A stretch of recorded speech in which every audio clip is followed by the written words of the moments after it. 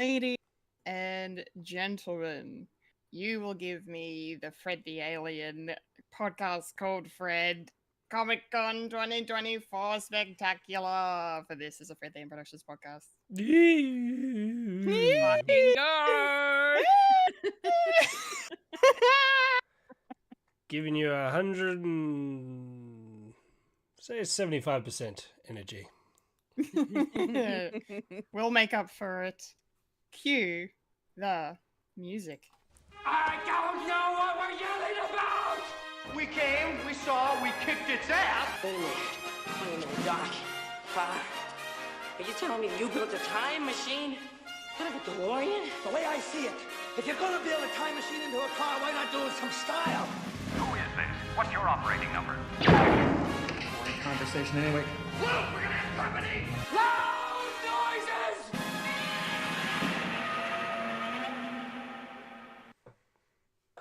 Noise indeed. Hello, everyone. Hello.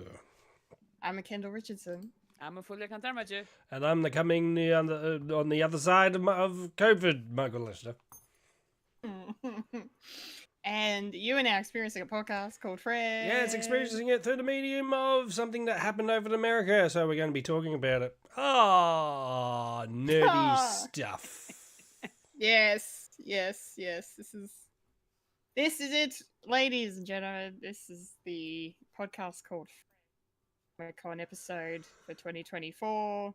Huge. We're back. Huge. We're back. Very excited to get into it with you guys. We're not going to be talking about anything else. It's not going to be your usual podcast.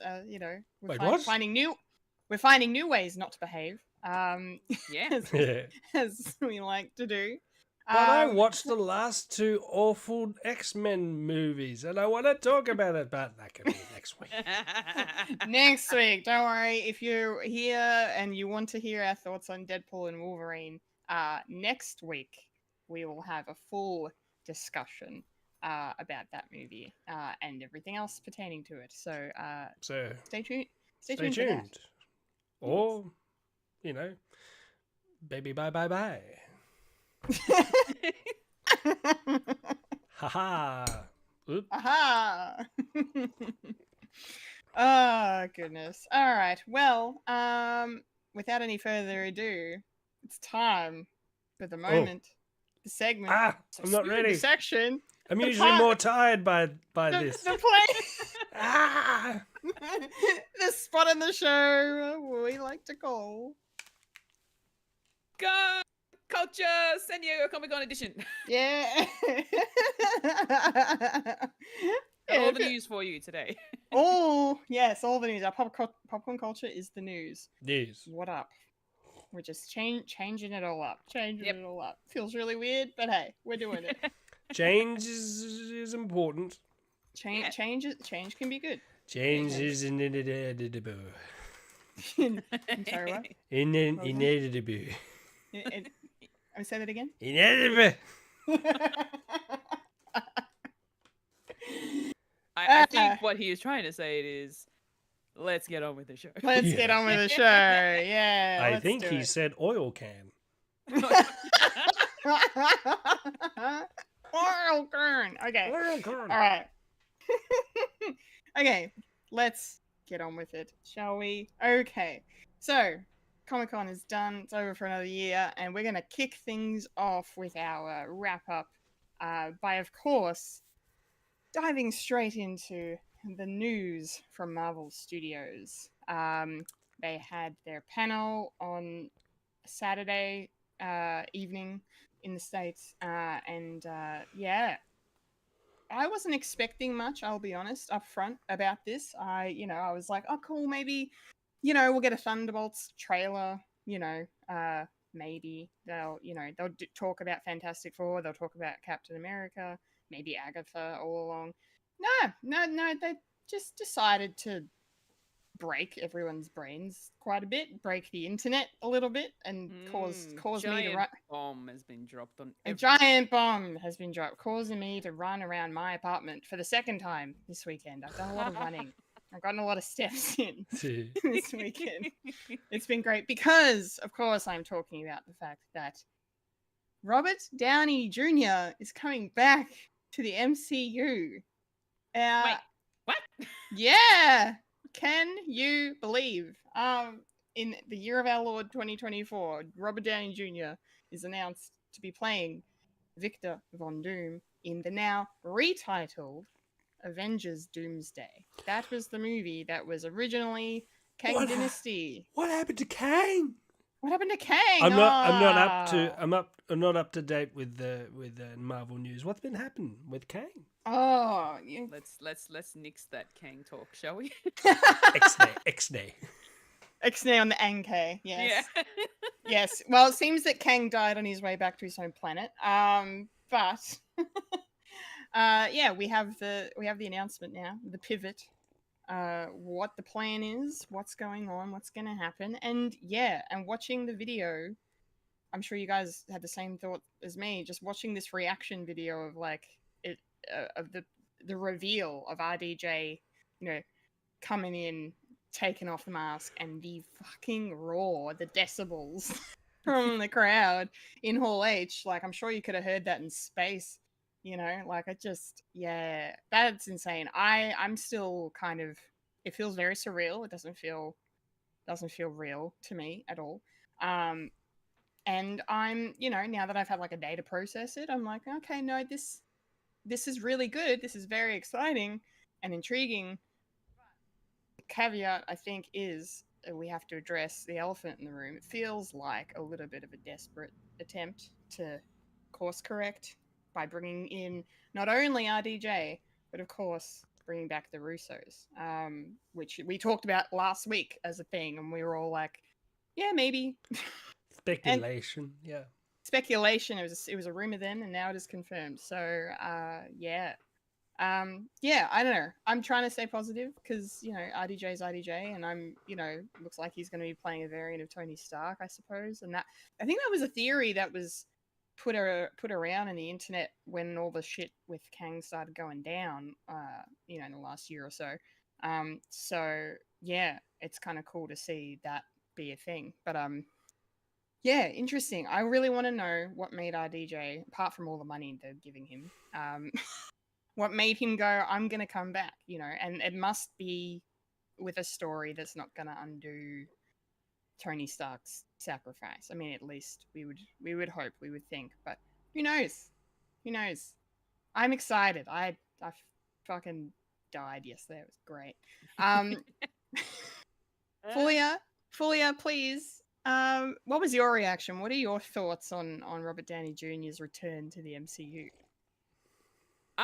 Okay, so like I feel like it hasn't been that long since we last seen him, you know, die. Spoilers if you haven't seen Avengers. You may not feel it, but almost a decade. Yeah, okay. It honestly really doesn't feel. It feels like yesterday. It's been 5 years since Endgame. Yeah. So yeah, it doesn't feel like it's been that long, to be honest. And all of a sudden, he's returning. But given the fact that this is a whole multiverse thing now, there is possibilities for things to happen with, characters that we've known in the past that'll be returning, but in a different way with different personalities. It was this particular reveal. I don't know. I was shocked. It was a nice surprise to see him return. He's coming back into the MCU, but in a villain role this time, which will be interesting because I don't think I've really seen RDJ do anything villainous in terms of roles he's played in the past, from what I've seen personally. Oppenheimer. Well, I haven't seen that, so I wouldn't know. He won an Oscar. He did. I know. One of the reasons why he's coming back is like, I got the Oscar. I can have fun now. Yeah, exactly. Oh, there you go. Do whatever I want now. So all bets are off. RDJ's the Scrooge McDuck of our time, man. He's swimming in money. Nah. He's a Dr. Doolittle of cash. Yeah, so watching that reveal where, everyone's in Hall H and all of a sudden there's all these people in cloaks behind the Russo brothers and Kevin Feige, and then they split in the middle once, the Russos were like, here's your Doctor Doom, comes through, reveal, mask off, boom, and then roar of an audience. I'm like, whoa, okay, we're going there. Cool. Interesting. This will be interesting. So, yeah, look, I don't know. Like, I feel like I need to, like, I know we're going to be waiting a while before we see any footage or trailer or anything like that, but once we get to that point, I want to see what this is going to be like. So I am mildly curious as to how Doctor Doom is going to be brought in, because I'm sort of thinking about it now. Does that mean that, and I hope I'm wrong, does that mean that things that have happened in Loki are now not really canon anymore? No. I don't think so. No, I think they're just gonna. I think they're just gonna ignore Kang, because like the last time, like Kang was really a threat was Quantum Mania, when we saw the post-credit scene and the giant stadium filled with Kangs. Like they could, like many things in the last two phases, they could just ignore it. Yeah. Okay. So yeah. Sure, we'll do that. Why not? Who knows? Or maybe they'll find a way to tie it off. I don't know, but yeah, I feel like, yeah, like Mike, just something's just like, it just feels off now that this has happened, and yeah, I just don't know how they're gonna do the transition and how it's gonna sort of affect everything. But given that it is a multiverse, it may not do anything. So who knows? We'll see. We shall see. Yeah. Yes, indeed. Okay, Mike, how about you? What was your reaction to IDJ coming back? First reaction, yeah, okay. And then I thought about it, I was like, okay, this could be the worst decision. Don't get me wrong, I know RDJ can act. He got an Oscar for it. And I saw the movie that he got the Oscar for. And he can do, like, he can act. But having, like, something like Doctor Doom, and people were speculating as, like, oh, who could it be? And also the Kang situation. Okay, how are they going to course correct this? And cool that I thought, cool, bring back the Russos, track record, and a recognizable team to hell the Avengers double feature. So Doomsday is going to be a bit of a downer, because it did that before with Infinity War. And yeah, I'm still umming and ahhing if I like the decision or not to bring back RDJ as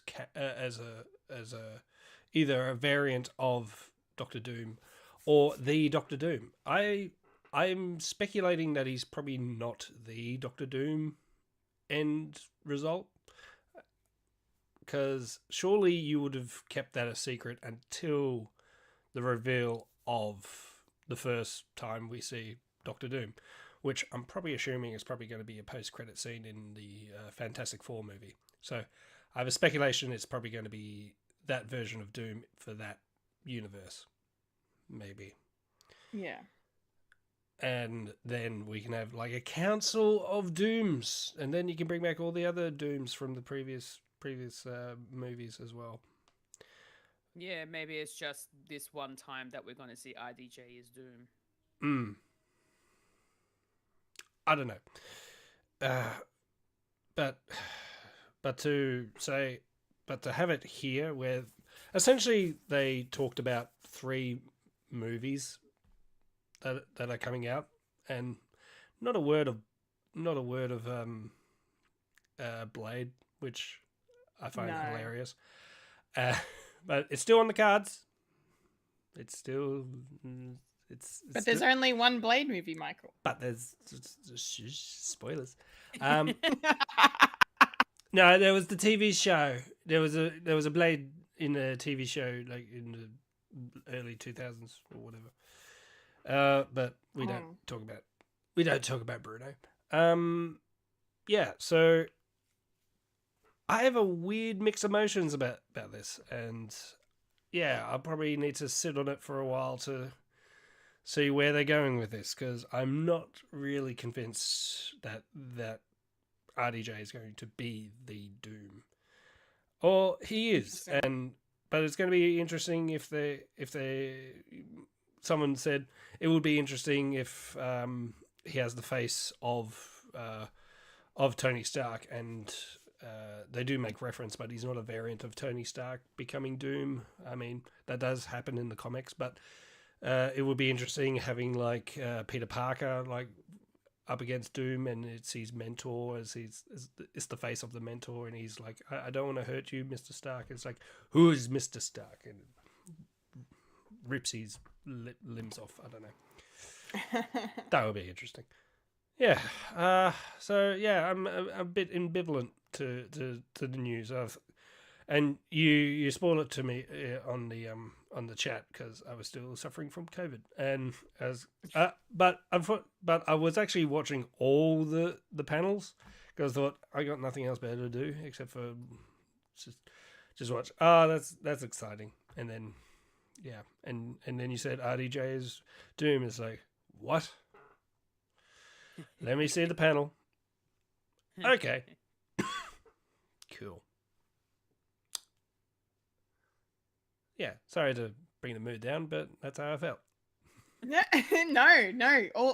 It's like I said. It feels a little desperate. It feels like a course correction. Yeah, I get that, but they've got to. It was this week that the franchise has done $30 billion, and they're not going to. Obviously they're going to do something more familiar, so more people are going to see, and that's why Deadpool was sort of a godsend and also a hindrance at the same time. As like, you could build the back on cameos and nostalgia. It's like, yay, and it sort of clinged me to the idea of like, yeah, Marvel movies aren't going to get better.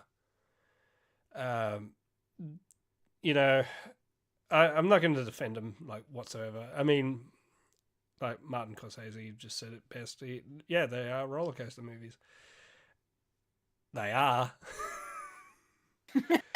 I was hoping for like a deeper meaning, but deeper story. But after this, it's like, nah, there's no turning back. These are dumb, fun comic book movies that have no real substance. So I'm just going to watch it for the dumb fun that it is.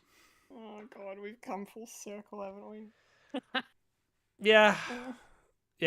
We're back to where we started. It's happened. Yeah. I'm sorry. It's okay. I like it.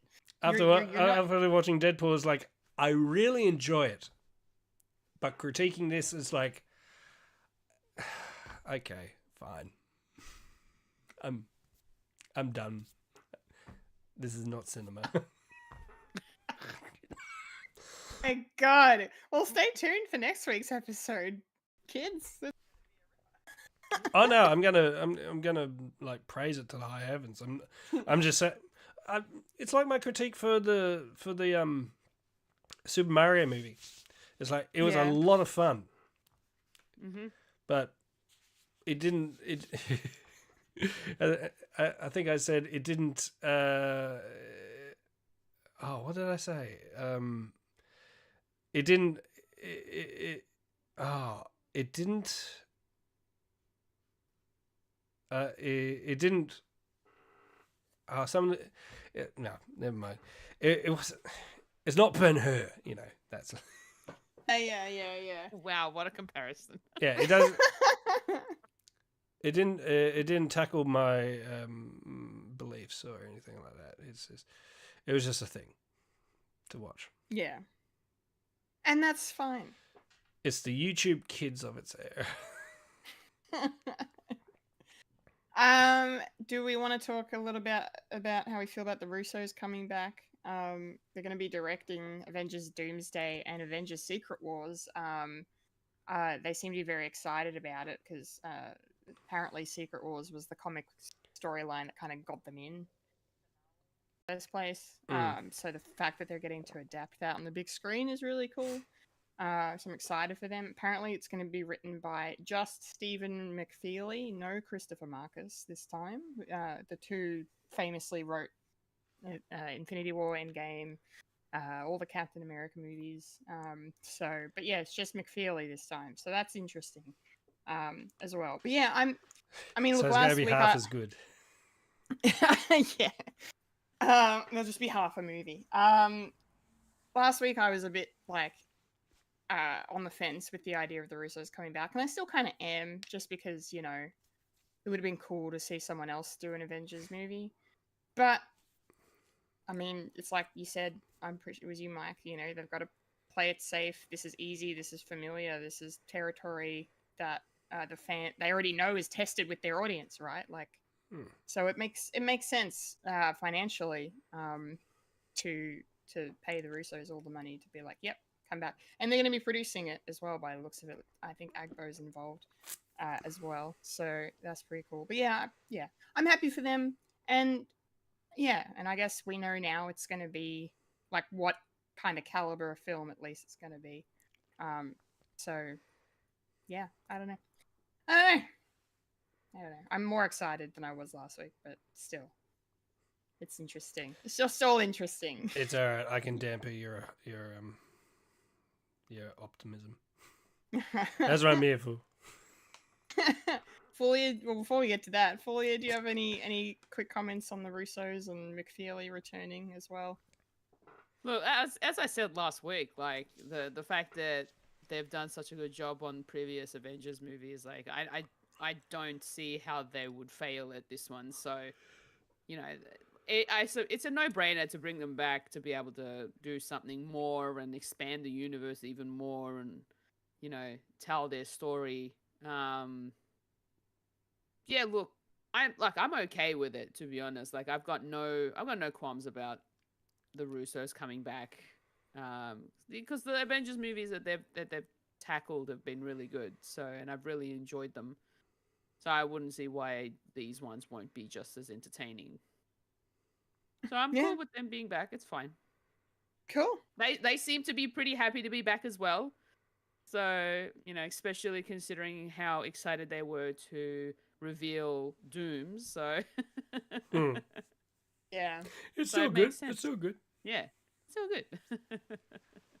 All right, Mike, dampen me. Oh no. Phrasing. Well, I said before, they are a proven track record, and they can do the job. So I have no qualms about that. I think it's probably going to be the sort of same formula as Infinity War and Endgame, where you have the first one, Doomsday, where you're sort of setting up the main villain, like Thanos, but this time it's Victor Von Doom, Mr. Doom himself, Doctor Doom, Doctor, and then wreaks havoc, and then the Avengers have to sort that shit out in the next one. So similar, so, you know, member berries and all that. But what has really sparked my interest, and I'm glad that they're probably going to be doing this, and then after it, no more multiverse, please, no more. It's going to be the reboot that we're sort of hoping, and then the universe will be rebooted where everyone will be back, and then they can do X-Men, Fantastic Four, and all them, and then they can say, okay, mutants were here all along, and then they can do those storylines again, like Dark Phoenix for fourth fucking time, but but better. Yeah. So and then they can like bring back everyone else, including like including the familiar ones, like all the X-Men that we know. Like, you know, we've seen Kelsey Grammer coming back for Beast, so he's going to be there until the end. It's like, okay, they're all done. Yeah, Patrick Stewart's probably going to come back again as a variant for Charles Xavier. Maybe even McAvoy as well, and they're sort of teaming up, and if we put our brains together and that shit, you know, and it'll be like the last hurrah, and then they can just, and then clean plate, and then where do we go from here? Normal story, and then they can pretty much start again, and then we gotta keep on going, until the day we all die and perish. There's the nihilism that you were looking for. Yeah. But I'm happy that Marvel's going to be finished in like less than 5 movies, so that's good. And then I can stop. Then I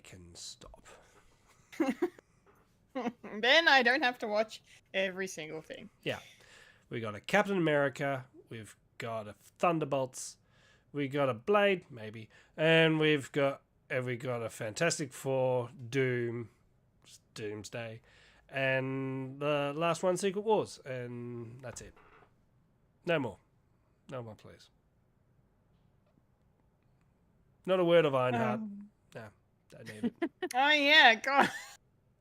And they didn't talk about Armor Wars either. Armor like, Wars. No. That's Young Avengers, no? Yeah. Yeah, I Not mean, gonna I don't happen? know. I think it's happening in the background. Yeah, Off-screen Avengers movie. yeah, they're not. No. Yeah. All right. Well, speaking of Fantastic Four, Yes. we had a little bit of news. Very little news though about the movie. They had a panel where the cast was there, and we got to see the Fantastica fly on the stage. That was pretty cool.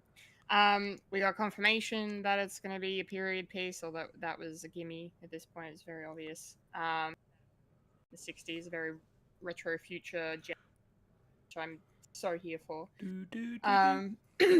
And yeah, and then the surprising thing, they decided to rename the movie. So a now tagline, really. well, yeah, they added a colon. So it's Gotta gonna have be that called... colon. Yeah, you die without it. Without the colon. So the movie is You don't shit, you die. The Fantastic Four First Steps. That is the name of the movie. I have no theories as to this. It just makes me think of the moon landing because, one small step for man, that kind of thing. And it's set in the 60s.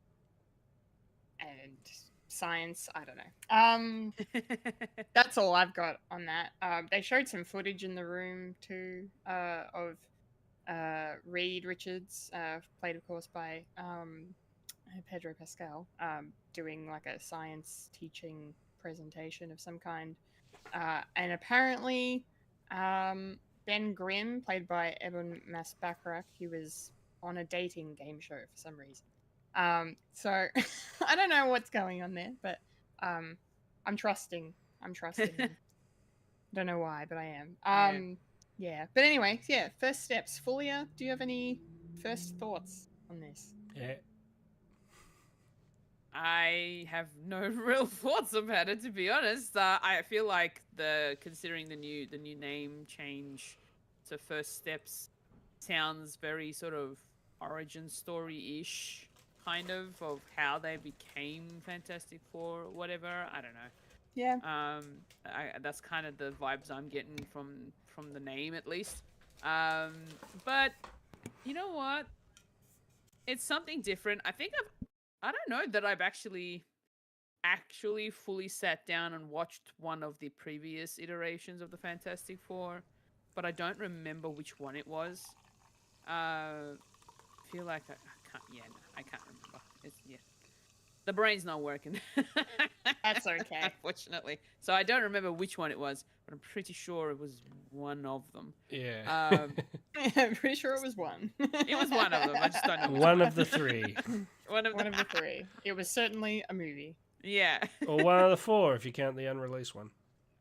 Look, Yeah, I true. think I remember it when I was like in my teens. Hmm. Roughly around the one. Okay, that I was... yeah, you would have watched one of the original two with Chris Evans. Yeah.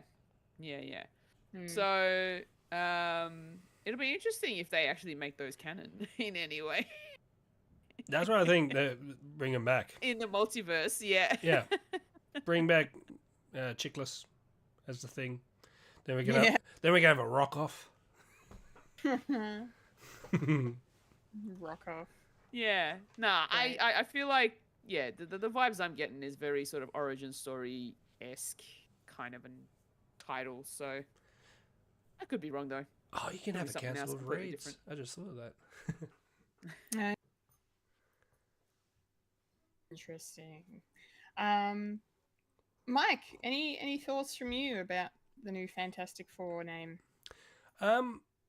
It is what it is. It doesn't really add or subtract to my my excitement of watching this because it looks really interesting. And what they said was this is like content, not necessarily stuff for the movie. It's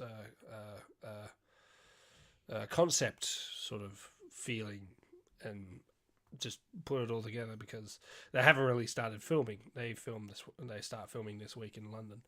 So quite surprised that they're here at San Diego Comic Con, where they should be in London doing this stuff. We're probably back there already. Yeah, right now. Yeah, in the Englands, and yeah, it looks cool. Looks like a vibe. It's a world that's probably not going to last long. It's because it's got Galactus in it, and he's got a face. We've seen a face. He's not a cloud of smoke. A giant fart that floats through the atmos. Yeah. Anyway. A giant fart. Yeah, he's a giant fart. He's not a big man. celestial like eater of worlds as he should be. Yeah, so these Fantastic Fours are going to be in the Avengers movie as well, 1 and 2. So Yes. that's cool. So they're going to be hopping over to our universe somehow.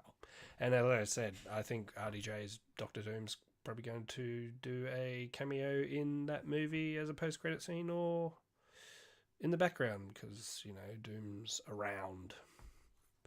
It was probably him. Probably him helping with Galactus to destroy the world. Is like, haha, now I'm the ultimate being. Speculation, but there you go. And apparently the director, I can't remember his name, I'm sorry, but Matt Shackman. Max Shackman, he said that he knew about RDJ's casting, but he couldn't say anything. So I was like, so you knew through pre-production. So this has been planned for a while now. And I think the reason why they jumped this out is because I reckon RDJ is going to be in this fantastic movie. That's what they do. They always release stuff that they know that shit's going to get figured out.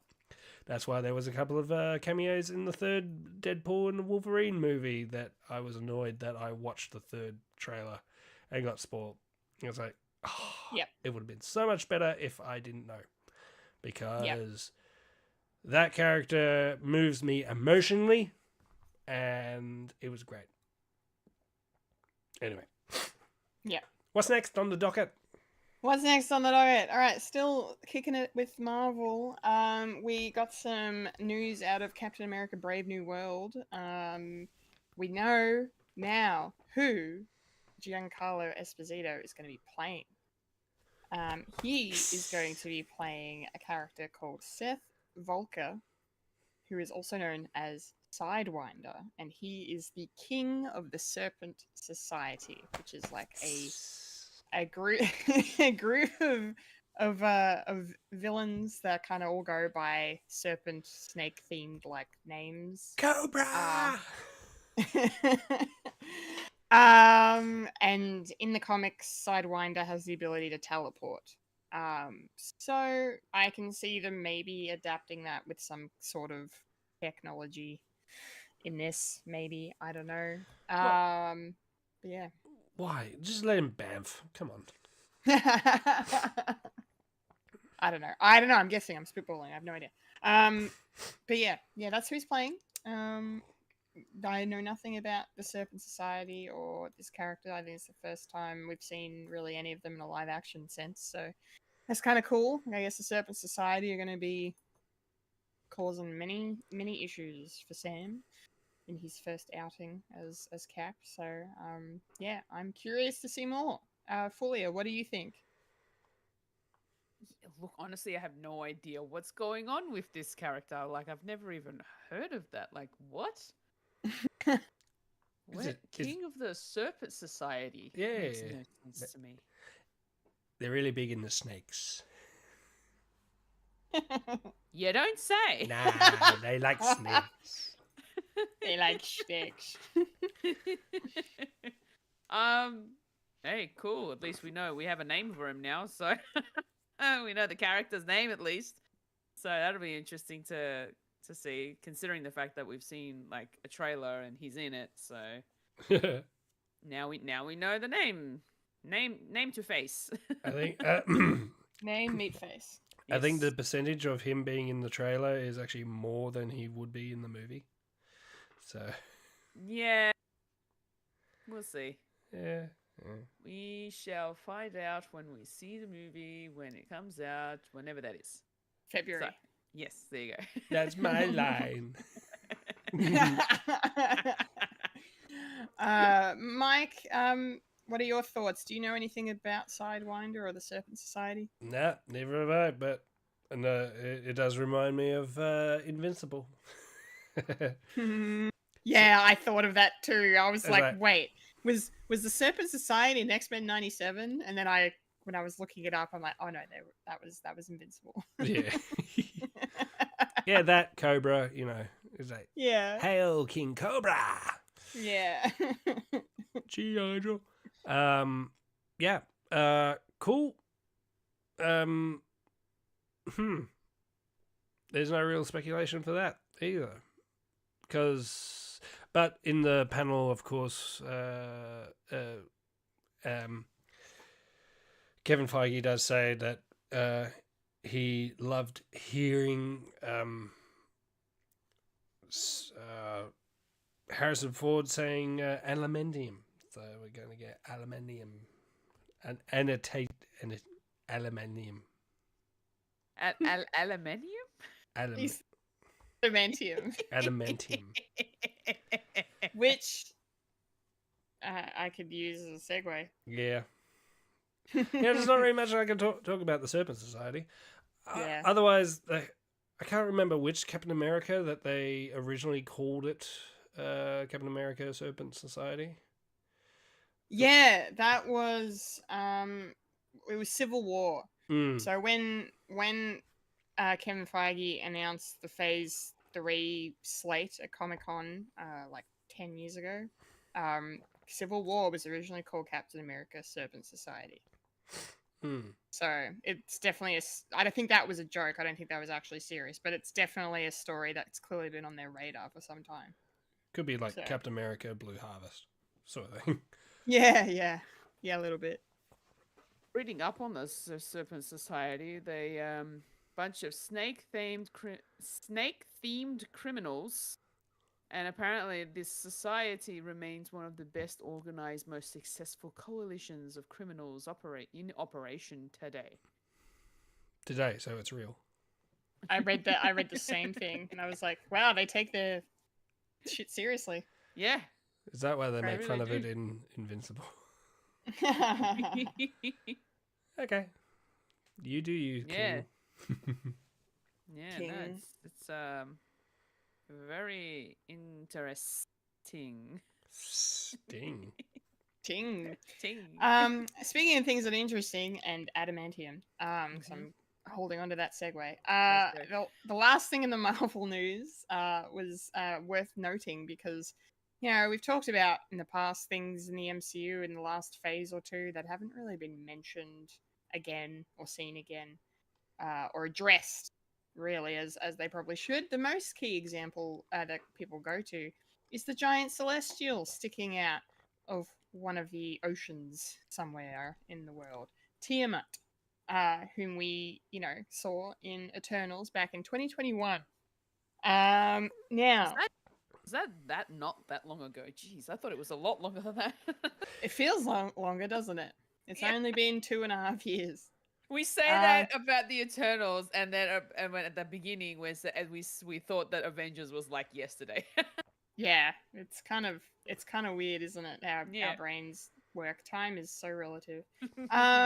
Anyway, so the interesting thing about Tiamat that came out of Comic-Con is that they have said it's because it's going to be making an appearance in Brave New World. That apparently it's made of adamantium. So this is how we get adamantium into the MCU. They've made the Celestial made of adamantium. Okay. I can wave my hand over it. It's fine. I think it's So did they. That one. Yeah. It's fine. I think I'm glad to see that they're actually going to be addressing the giant thing sticking out of the ocean that's been there for years now. I think that's a really good thing. I wonder if this was the plan all along for it. I don't know, but yeah, we're getting closer and closer. Yeah, we're getting closer and closer to X-Men in the MCU, and I am unsure how I feel about it. But hey, adamantium, and apparently Harrison Ford is going to say the word adamantium on screen, and I'm also excited to hear that. So How would that sound, Kendall? I can't do the impression. You do it. I can't even say the fucking word. Yeah. Yeah. Aluminium. Yeah. Aluminium. Hulk out.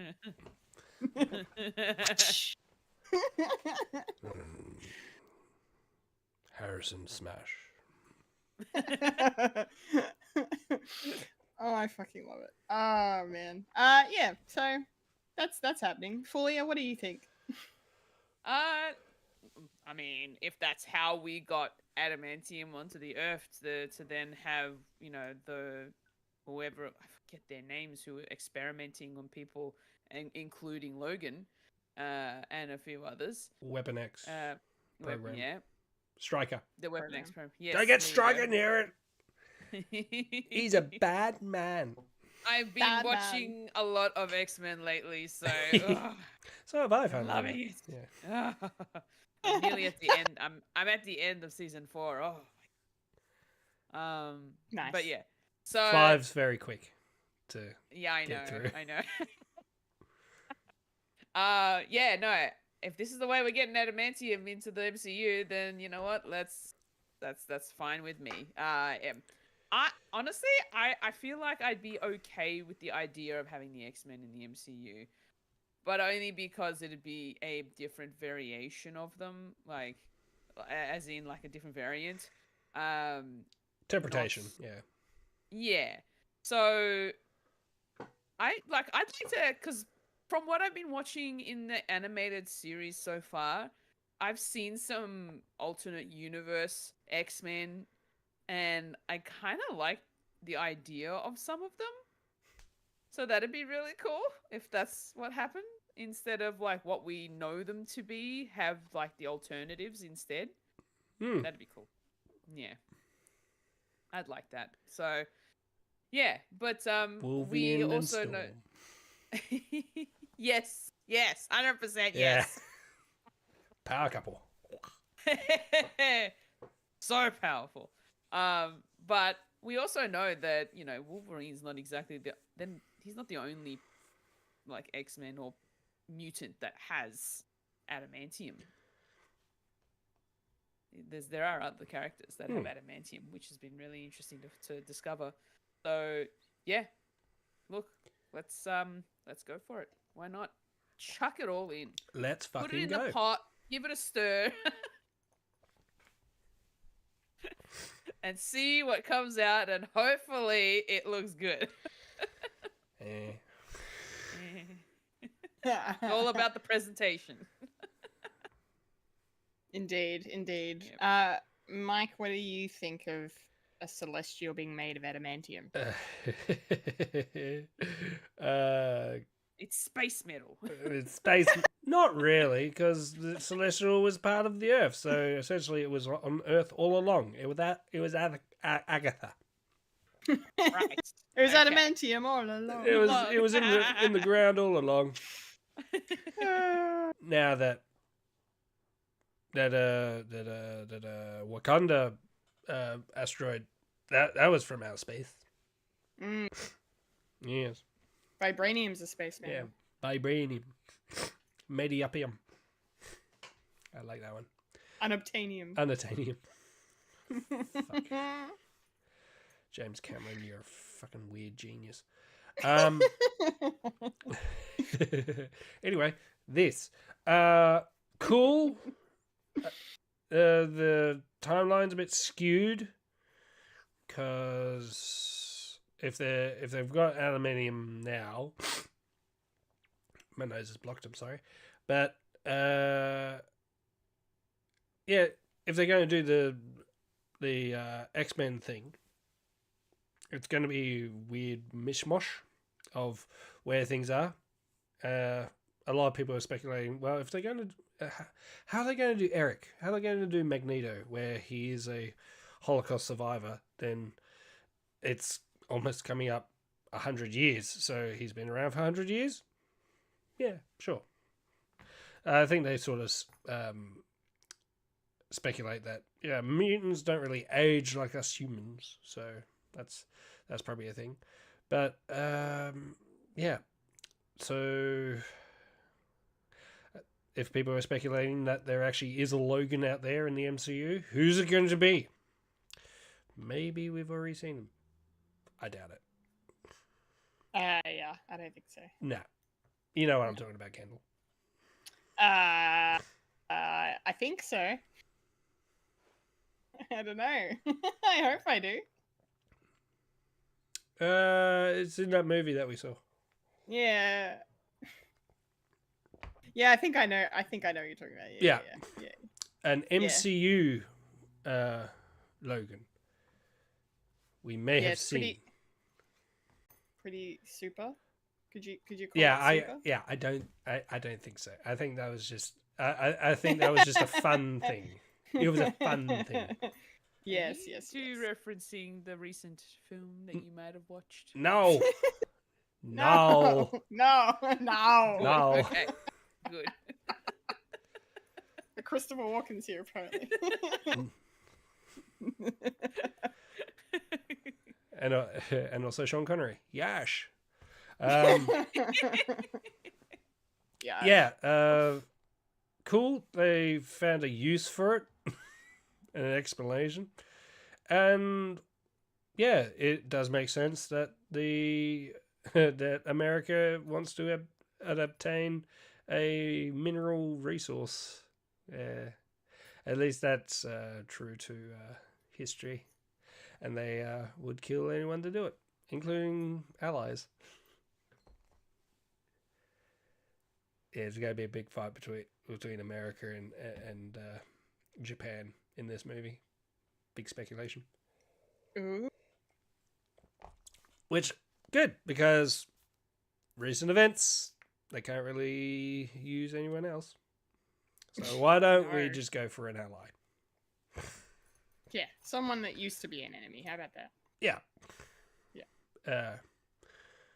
And then, yeah, Lucky Ducks in Hall 8 witness Ross turn, which is... Yeah. Didn't get to see. No. We'll probably get get that with the next trailer, or maybe wait for the movie. Who knows? Yeah, but apparently Red Hulk does look like Harrison Ford, which it's so good and nice. Just Wild. It's wild to me. All right, let's wrap it up with Marvel. It's time to cross the pond, as I love to say, to DC, and we've got a couple of trailers to talk about. First one we're going to discuss is Creature Commandos. yeah. And this was interesting because this was only shown in the room first at Hall H. They weren't. I don't think they were planning on releasing it. But then I think they just said fuck it and put it out. So I'm glad they did, because yeah, we got to see a little tease of what's in store for this show.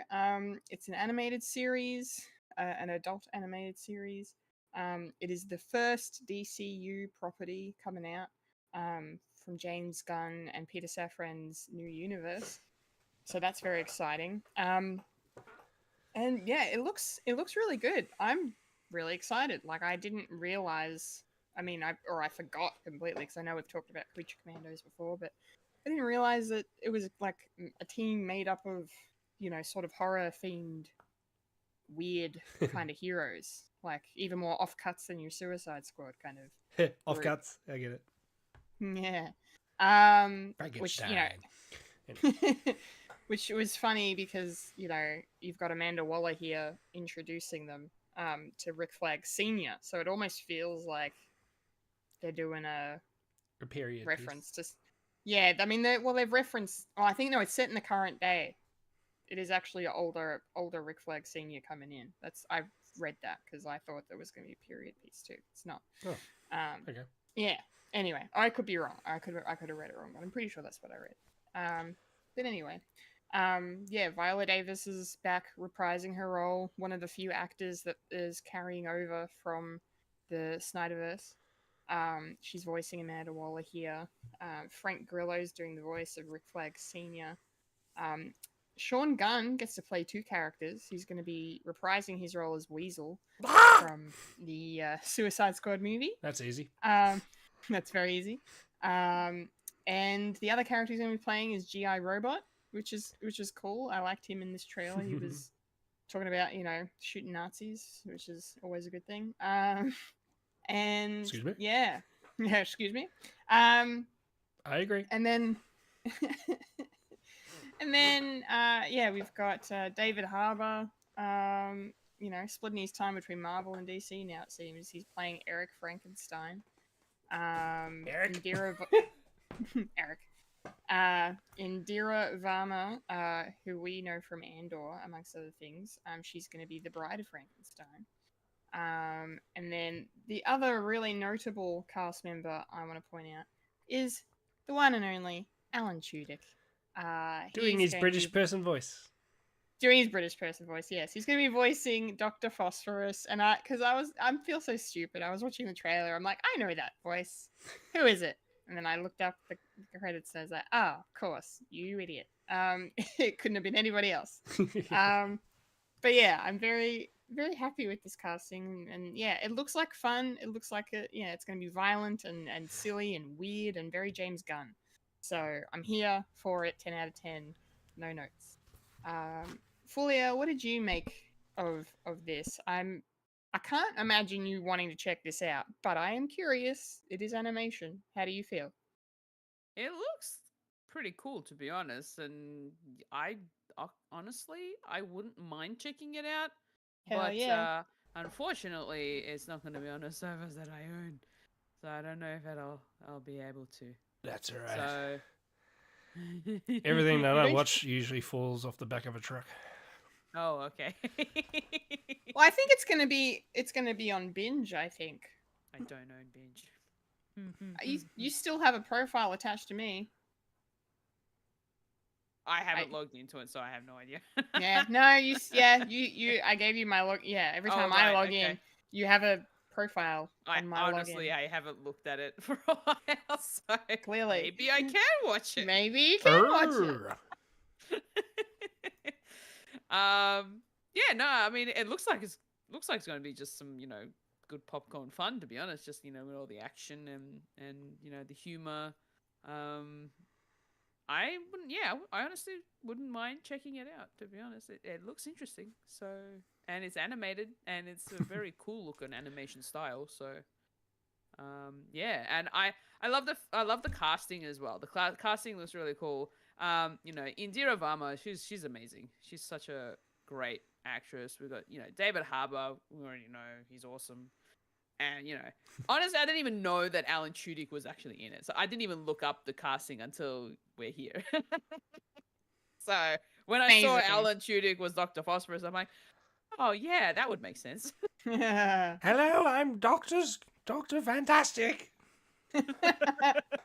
I have to make a quick correction. I said Indira Varma was an Andor. She was an Obi-Wan Kenobi. Continue. Yes. Sorry. And David Harbour was the only person that wore costume to Comic-Con. Yeah, he rocked up in his Red Guardian outfit to the Thunderbolts panel. Very cool. Saw that. That was cool. I'm curious to check this one out. I just need to maybe just check out the first episode and see whether or not I'd be keen to watch the rest of the show. So yeah, might have to give it a look. Give it a very good. Look, Great. see. I'm very happy to hear this. This is nice. Mike, what did you think of Creature Commandos? It looks very intriguing. I haven't really heard of them before, but Frankenstein's in the public domain, so they can do whatever they want. And it's part of the new DCU, or the DCE, or the DCEU, or the DCU. or the James Gunniverse. I like that. Gunner. Gunner. Gunnerverse.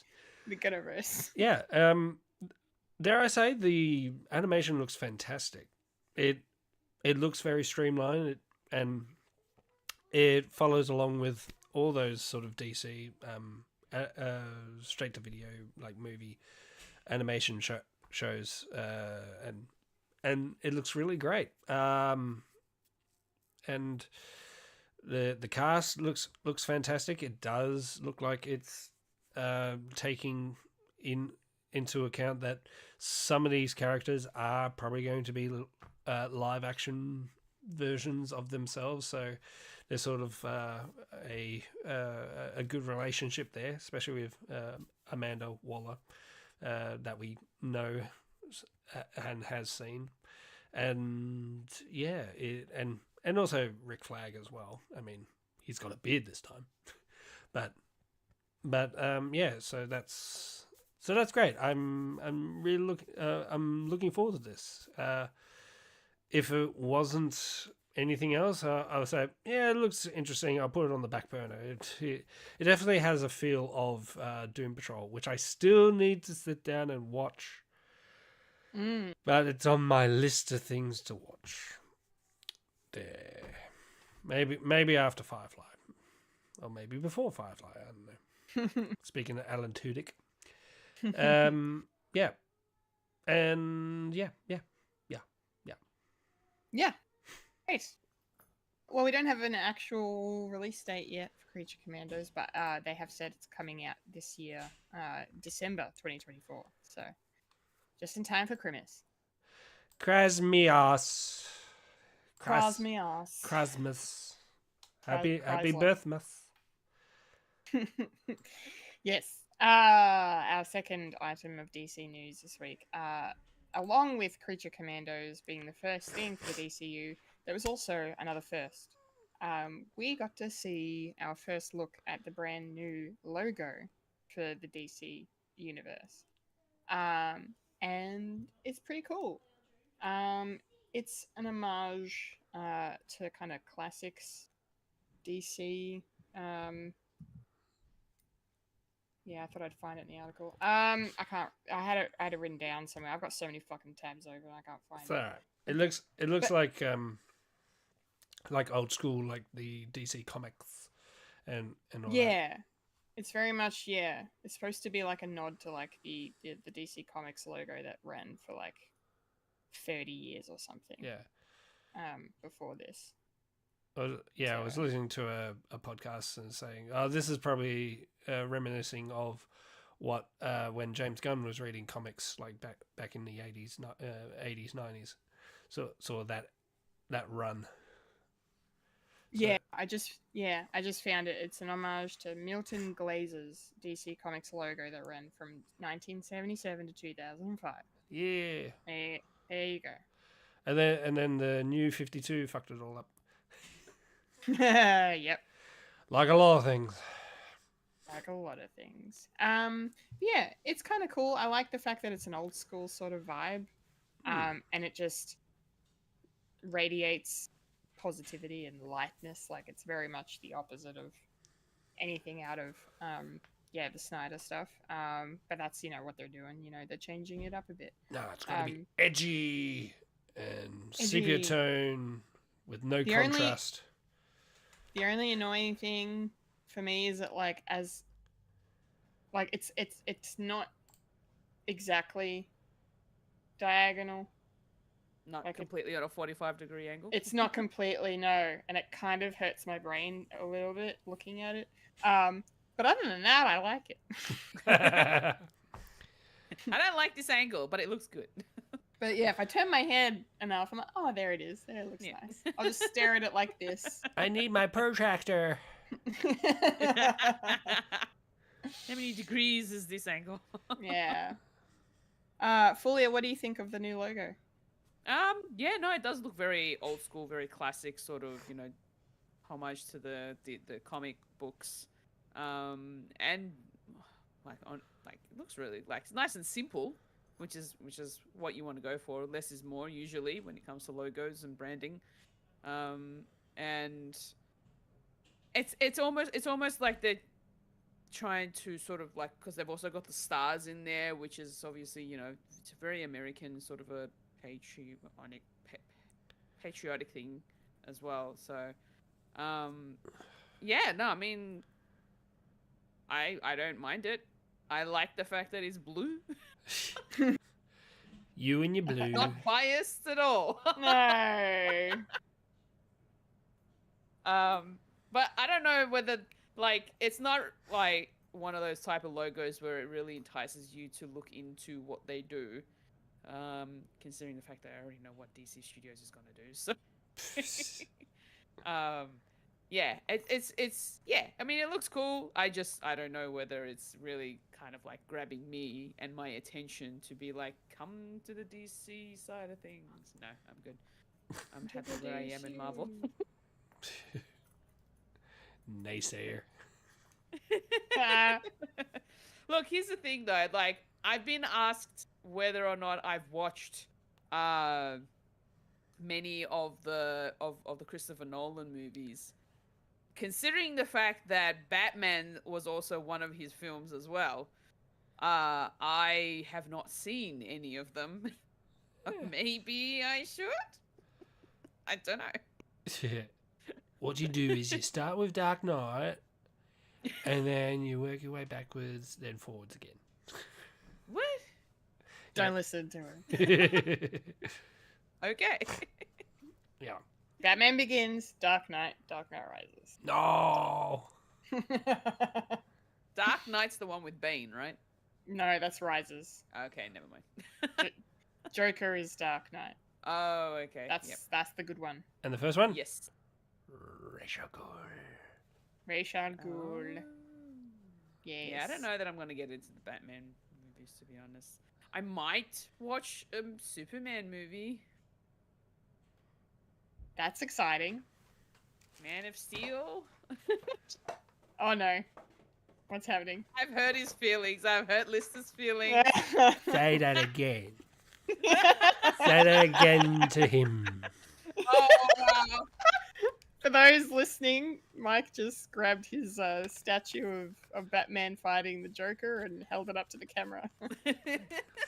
Say what again? Say what again? I've hurt his feelings. I'm sorry. I'm not big on Batman movies. I don't know what it is. Didn't really get into them. Okay, fine. Watch the Lego Batman movie then. I have.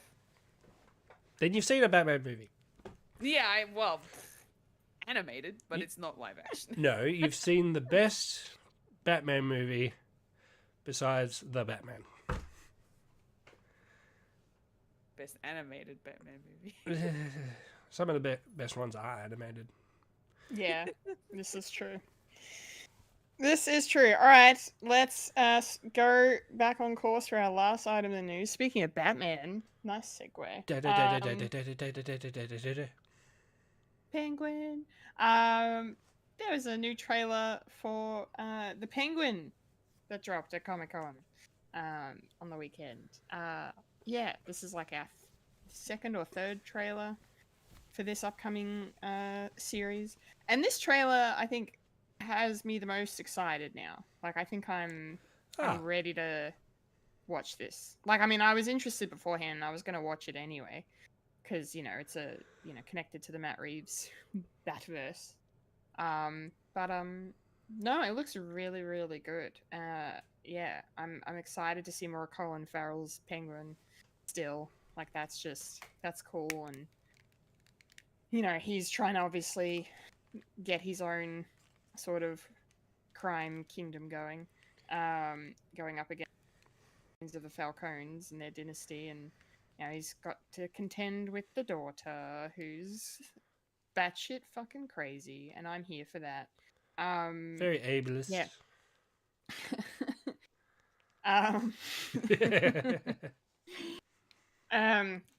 Kristen Miliotti's playing Sophia Falcone, and yeah, and we've known about this casting for a while. And then this trailer showed us what we've seen so far.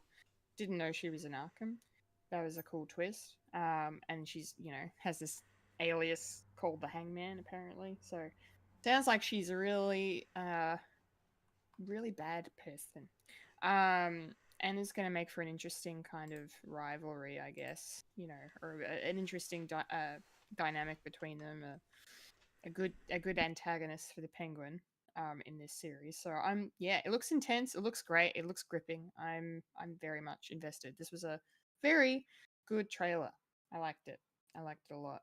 How does Fulya feel about the Penguin trailer? I don't like mafia movies. I'm good. We can move on. As much as I am absolutely gobsmacked at how different Colin Farrell looks in those prosthetics, that blows my mind. It's insane, yeah. And the way that he can put on that American accent so well, you know, just completely changes. You definitely can't tell that it's him at all. But yeah, it's not my style of movie, so I probably won't be watching it. Well, first of all, it's not a movie, it's a TV show. Well, whatever it is, I'm not going to be watching it. Okay. Like I said, I really like the Batman sort of stuff. The Penguin's really dark, so it's not really my thing, so no. Can't hear you, Kendall. Fair enough. Thank you. Mike, what did you think of the Penguin trailer? I liked it. I like it. Definitely is giving off a lot of Sopranos vibes. So I'm really into that, especially his relationship with his mum. And that is also another reason why I don't want to watch it, because it's, you know, Godfather-y type stuff. It's not good. It's okay. It's okay. I won't yuck yum enjoy it. Yeah. Thank you. I'm going to rip that Stitch's head off. What? Cute and fluffy. My foot. Hello. Okay. But that's what a mafia boss would say. It's like, I want that Stitch dead. I want his family dead. So on and so on. Yeah, it looks cool. and I like the fact that it's has a lot of tie-ins to the Matt Reeves Batman, and it's a good tie over until we get the second Batman movie sooner rather than later. It's going to be a while until we get it. But some sleuths have Oh no, sorry, that's another thing. Never mind. Oh, never mind. Yeah, I was going to talk about a character that was going to pop up in this, but it wasn't. It was for the Joker. Anyway, Ah, okay. Joker Part 2. We'll talk about that next week. Yes, if I can remember. Anyway. I'll try and remind you. Yes. Cool. Colin Firth is a madman. He is pretty much unrecognizable, and I love the fact that it is.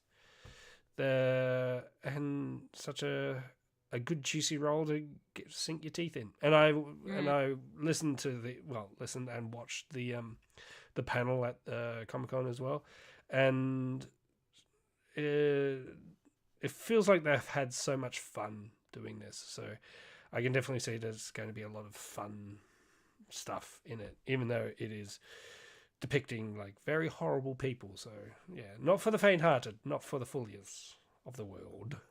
Grow up. Anyway. Wow. It's real people. It's real jobs. It's My edgy. taste, okay. It's edgy as hell. It's good. You can enjoy it. I'll be fine over here. I know. I'm just doing a bit. Yeah. I appreciate you from afar. Yes. Aw. Don't want to come anywhere near because I've got that. Blech. I got Sorry, I don't allergy. intend to. So when's this coming out? Kendall. I remember. Yes. Yes, thank you. Well, yeah, I don't think we still have an Australian release date yet for the Penguin, but it'll be September. So, but in the States, it's gonna be airing on HBO from the 19th of September. HBO's back, baby. HBO's back in business. Because they realised, oh yeah, shit. Oh, yeah, people don't like the Max thing. Oh dear. Yeah. Oh dear. Oh no. Okay. That's our DC coverage done. We're going to move on to the next item in the news, and that is going to bring us to some talking. Talking who? Talking who? Yes. Okay. There was a Doctor Who panel at Comic-Con on the weekend. Very, very cool. The biggest thing to come out of it seems, was the announcement of a new spin-off series. This is called The War Between the Land and the Sea. It's going to be starring Gugu Mbatha Raw, who was in Loki. She was Renslayer. And Russell. And who is she? And Doctor Who. Oh yeah, she was in Doctor Who. She was in I can't remember if it was an Eccleston episode or David Tennant. Martha's sister. She's Martha's sister, yes. So it's David Tennant, thank you. Yes. Yes. Will she be playing the same character? Probably not. No, they specified that they're not. Okay, good. Thank you for reminding me of that. Yes, and yeah, so Gugu and Russell Tovey will be joining. I think he's been in Doctor Who as well. Alon's. Yeah. He was in the Titanic 2 Christmas episode.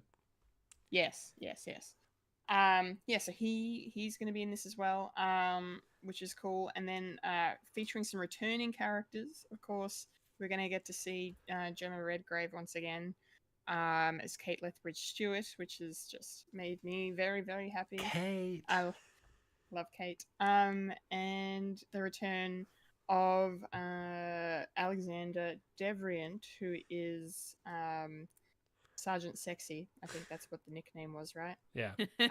Christopher Ibrahim. Ibrahim, yes, Ibrahim, Colonel Ibrahim. He's gonna be in this as well, which is really cool. And of course, because it's the war between the land and the sea, we are going to be seeing the Sea Devils again. Yes. There is a brief synopsis that they released as well, and it goes as this. When a fearsome and ancient species emerges from the ocean, dramatically revealing themselves to humanity, an international crisis is triggered. With the entire population at risk, UNIT steps into action as the land and sea wage war. So no Doctor, of course. This is kind of going to be like a what happens when the doctors are not around. So yeah, it's Except gonna the be 14th Doctor, but we don't mention him. yeah. We're not gonna mention him anymore. Yeah, it's so yeah. Russell T Davies, who's also currently running the new Who. He's going to be in charge of this as well, along with another writer of Doctor Who, Pete McTeague. And Dylan Holmes Williams, who directed 73 Yards and Dot and Bubble, is going to direct these 5 episodes of this series. So yeah, I'm excited. How are you guys feeling? Fulya, what do you reckon? Yeah, this is really cool. It's the first time hearing about it. Nice, breaking news. Breaking news. Yeah, no, I mean the Sea Devils were actually really interesting sort of monster in Doctor Who. So you know what? I'm keen to check it out. It'll be really cool. It's something different. It's kind of like Torchwood in a way, but without Torchwood or the Doctor. So it's Unit's turn now. So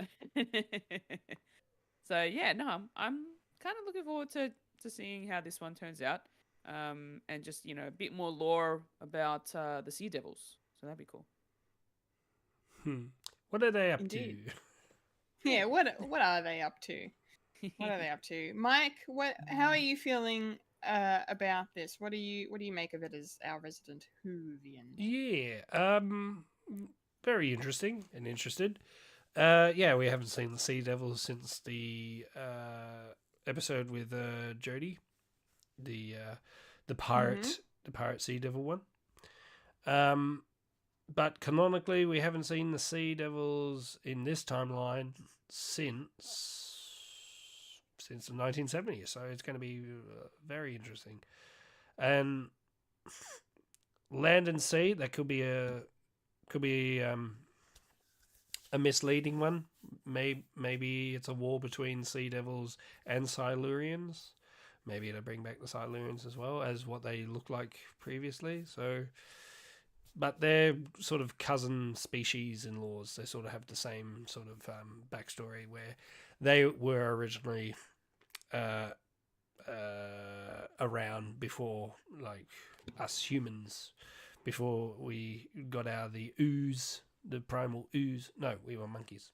So, spoiler alert, we are monkeys. Yes, we're all monkeys. We're all monkeys. Yeah, so that's going to be cool. Yeah, it's kind of cool that there's a lot of cross-pollination with Loki and Doctor Who again. So that's going to be interesting. Maybe she's playing the same character because they're all joined. Maybe it's Renslayer. She's coming out. She got out of the void. Yeah, Elias didn't eat her. Yeah. It went ew. Ew. I don't know. He went ew.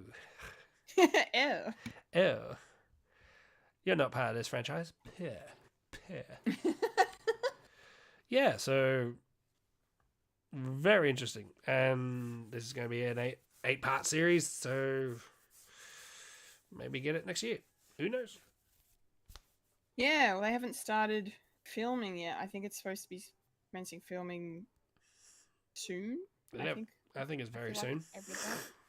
Yeah.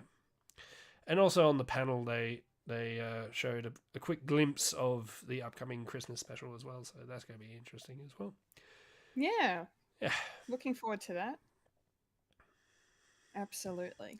So very, very, very good for Whovians to say, hey, we're getting plenty of stuff, and it looks like it's being on Disney Plus. It's actually quite successful. So there's going to be more Doctor Who.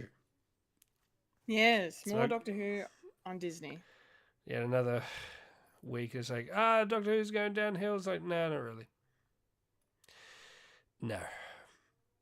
But it says on the thing, it's like that's a thing on YouTube that's not verified or anything like that. So no. If you don't like Doctor Who, stop watching. Yeah, same goes for anything. Yeah. You don't like it, you don't have to watch it. Think about that. You don't Yeah, have, Fulya lives her life. you don't have to watch the good stuff. Yeah.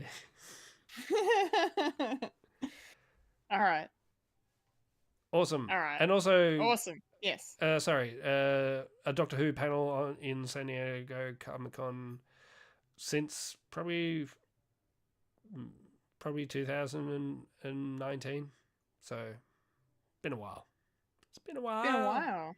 It's been a while. Yeah, because Okay. Good to see it. stuff was going on, and we couldn't really go anywhere. So, cool. Yeah. No Doctor need Who's for a back, panel. baby. Yeah, it sure is. Speaking of back, Speaking of back. Yeah, I'm very excited to talk about the next thing in the news. I'm sure. You are. Yes. So this is the other thing that broke me this weekend on Saturday, waking up to this. Also Comic-Con on Friday. There was a panel for Lord of the Rings, The Rings of Power. Their new season is about to drop on Amazon Prime, and they showed us a new trailer for season 2, which I knew was going to happen ahead of time because, well, they announced it ahead of time, but it was my long-standing theory for a while, so I was very, very happy to be proven right. But I wasn't expecting to get a trailer that was 3.5 minutes long. It was a huge trailer. It was epic. And yeah, I've lost count how many times I've looked at it already in 2 days. Yeah, this is great. I think the reaction from people has been very positive that I've seen. Like I've even convinced one of my friends who didn't really like season 1, couldn't really get into it. I've convinced him one more time, his third time, to watch it. So I'm actually going to go to his place in a couple of weeks and watch the last 3 episodes of season 1 because he saw this trailer and was like, "Okay, I'm actually really keen to see this." And I was like, "Good," because it looks great. They learnt from their mistakes, and I think so. Yeah, I think so. I think what we're gonna find is that season 1 was very much a setup season. It was like here's how Middle Earth looks in the Second Age. Here are the players, the different parts of the world. You know, they had to introduce Numenor, which had never been shown on screen before. You know, and do stuff with just everything in that time period, and especially considering they didn't have all the rights to the Silmarillion, which is where Tolkien discusses the events of the Second Age. Yeah, so this trailer is just it's just great. You know, we're going to be getting the very famous Siege of Eregion in this. It's going to be taking place over, I think the word is 2 episodes, maybe even 3. There's going to be a battle that's just going to be that epic, and we get to see glimpses of it here. We get to see Elrond in armor, leading a charge of elves across a field, which looked really, really cool. Get to see him kind of do some sword fighting and stuff. We get to see Galadriel in action again. Launching arrows at people, at orcs, doing cool stunts, looking fantastic. Yeah, and and then of course there's the rings. So in the first season, spoilers for you, you're not going to watch it. I tried. I at thought the end we of have season, established she doesn't watch stuff. good stuff. Yes. No, just stuff in general. Good Man, stuff. just- They're just good to me. Stuff. Just stuff. Yes, at the end of season 1, the Elvish rings, the 3 Elvish rings were made, and Sauron was revealed. And now in season 2, we're going to be seeing the making of the rest of the Rings of Power. So that's the 7 rings for the dwarfs and the 9 rings for men. And helping Celebrimbor, the Master Smith, make these rings is going to be it's going to be Sauron. But he doesn't know it's Sauron. Because Sauron's going to be in disguise again, which I'm really curious to see how they're going to play that. He's going to be Clark Kent style. Yeah. Yeah, he's got a wig and some pointy ears, so he looks completely different to Halbrand did. Yeah, he's playing this this elf called Anatar, who is known as the Lord of Gifts, and apparently he says he's an emissary of the Valar, which are like the gods. You know, and he's like, I'm here to help you make these rings. And it's actually, you know, Sauron being like, I'm gonna make all these rings so I can control everyone and rule Middle Earth. So this is gonna be the story of the season is gonna be that happening with like him manipulating everything and making the rings and all of that. And I'm so excited to see it happen. It's gonna be great. And the other cool things about the trailer, we're getting Ents, like actually like proper in the story. Like there was a glimpse of an Ent in the first episode. Yeah, the first episode of season 1. But now we're actually going to get to see them in action. And it looks like they're going to be Ent wives, which is cool. We've never seen Ent wives before live action, because famously they, in the time of Lord of the Rings trilogy, they don't exist. They're all dead, which is really sad. But yeah, we're going to see them here, which is cool. We're also going to get to see some spiders. So I'm going to have a good time. But it's going to be a little baby Shylock. Yeah, it's definitely, yeah.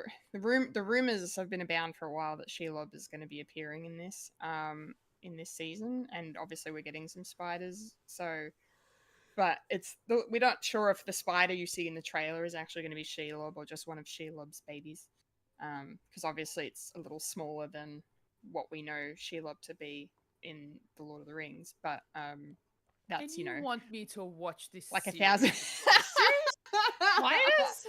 Hey, you're a Harry Potter fan. Shut up. Touche. The things we do for the things we love. Because yes. remember, Harry Potter wrote Giant Spiders first.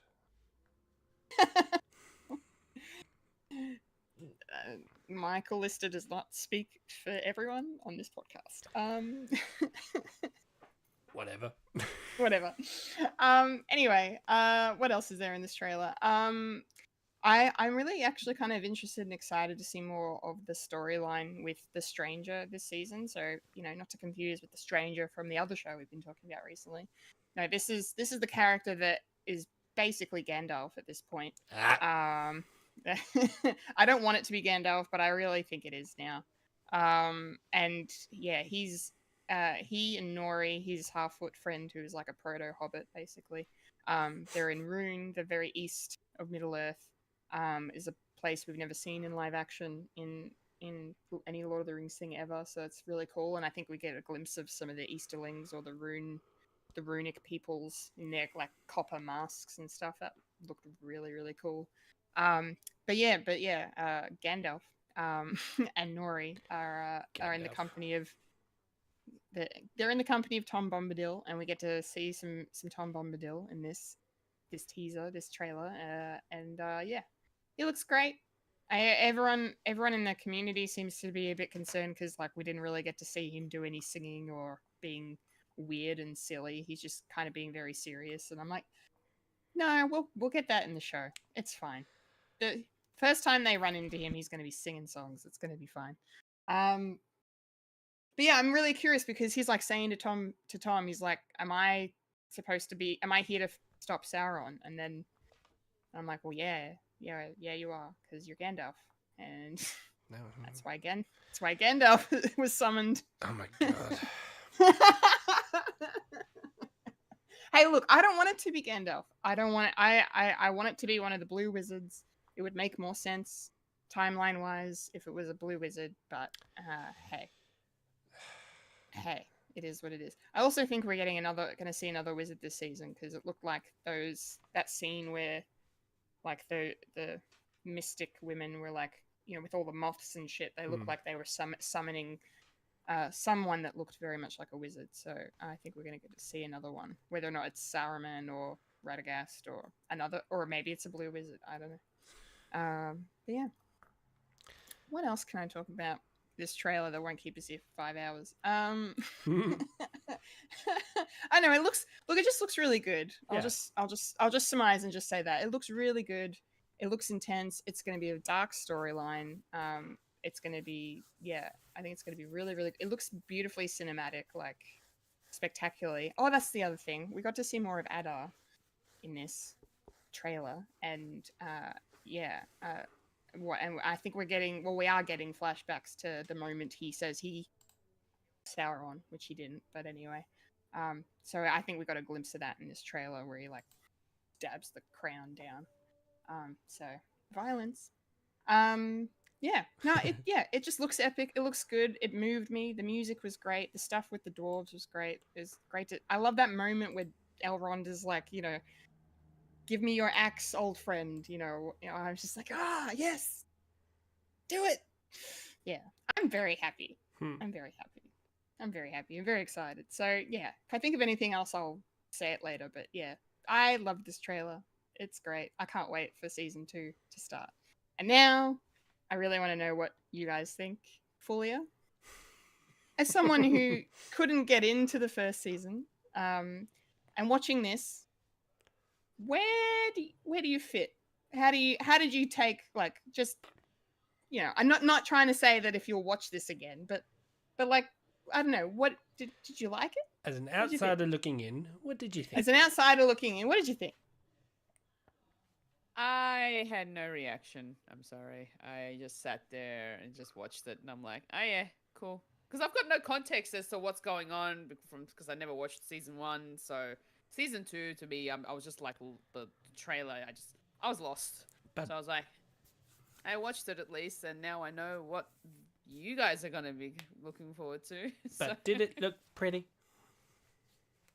Looks cool. Yeah. There we go. I saw some pretty rings. Some very pretty rings. They're evil rings. And a lot of fire. Yep. I don't have a statue of Sauron to hold up to screen to. But anyway.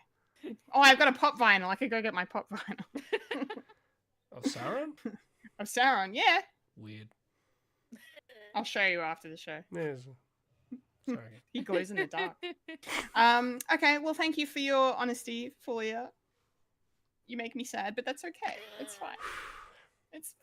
I always disappoint you too. No, you don't disappoint. No matter.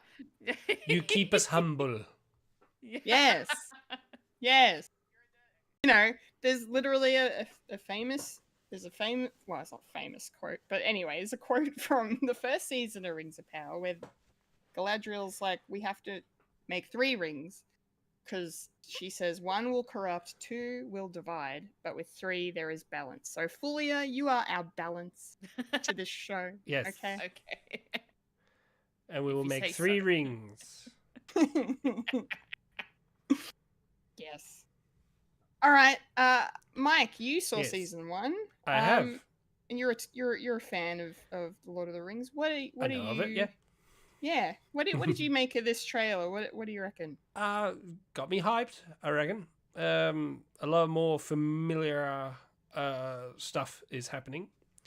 And where people are positioned in the world. And yeah, it's gonna be cool. Like I'm excited watching the dwarves and their sort of how they're going to handle with the 7 rings, and they're going to and how they're going to tackle that. Sauron, yeah, I reckon he's just going to do the Clark Kent thing. It's like no one's going to notice until Galadriel will go, wait, false ears, get out. But by then it will be too late. And Tom Bombadil, well, yeah, he's going to sing. They just didn't put it in the trailer because it that's not really the tone that they were actually going to hit you with this trailer. Otherwise, No. it's just a weird tangent. It's like all this blood and fighting, and it says, and all of a sudden this guy in a beard just sings. It's like juxtaposition. It doesn't really fit, but No. we know, and we also know that the stranger is Sauron and not Gandalf. Saruman, you mean? Saruman, yes. Yes. Okay, you think he's Saruman? Okay. I've been saying that ever since the first one. This is true. Because This is it's true. too It's been a easy. while. It's too easy to say it's Gandalf. I It's know, like- but he's like quoting Gandalf verbatim, like always follow your nose, and And he's doing the thing. It's like, no, it's a red herring. Red herring. Well, I would like it if he wasn't Gandalf. So yeah, I like. And even in Australia, it said you got to defeat Sauron. And it's like, yes, he tries to defeat him, but he joins them. Yes, in the yes, he end. does. Because Saruman learns about all the rings and the One Ring, and then he's like, I want some of this for myself. It's like, wait a minute, I'm on the losing side. I'm gonna fight. Yeah. him." And then it'll be the ultimate betrayal. That'd be a fucking because this series is gonna end pretty tragically. Like it'll end good, but it'll be a very sad ending. Yeah, it will end with So- cast them into the fire, destroy it. Nah. And Nah. Yeah, Yeah, basically. yeah. Yeah. It'll end with that battle. Yes, it will. Yeah. Yes, that's for sure. Last alliance of elves and men. And a little bit Yep. of dwarves. Nah.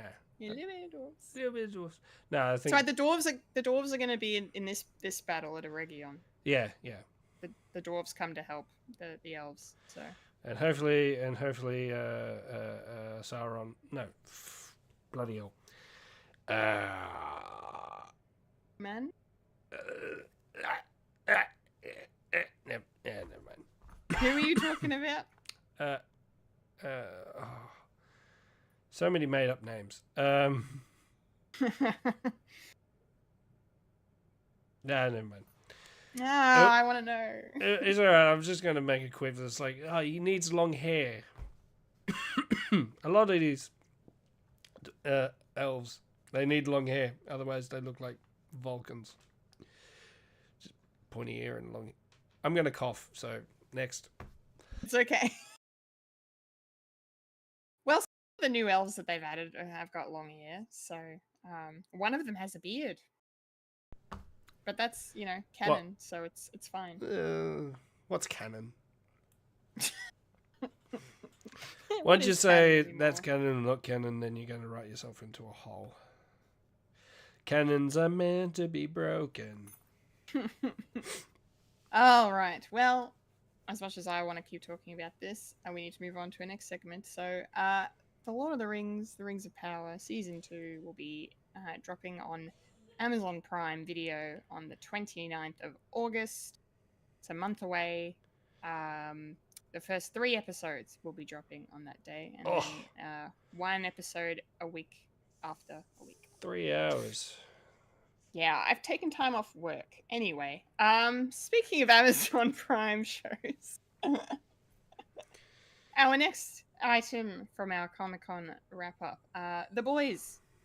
The Boys. The Boys. There was a panel for The Boys, obviously. Season 4 just finished a couple of weeks ago. So it was cool to see the cast there assembling. And we got a couple of unexpected announcements. But one that I'm happy to tell Fulya about, because Jensen Ackles is making an impression in the Boys universe in a big bad way. Not only, oh my god, look at how excited she is, guys. She's gonna watch it. She's gonna love it. Is she going to watch the new the spin-off?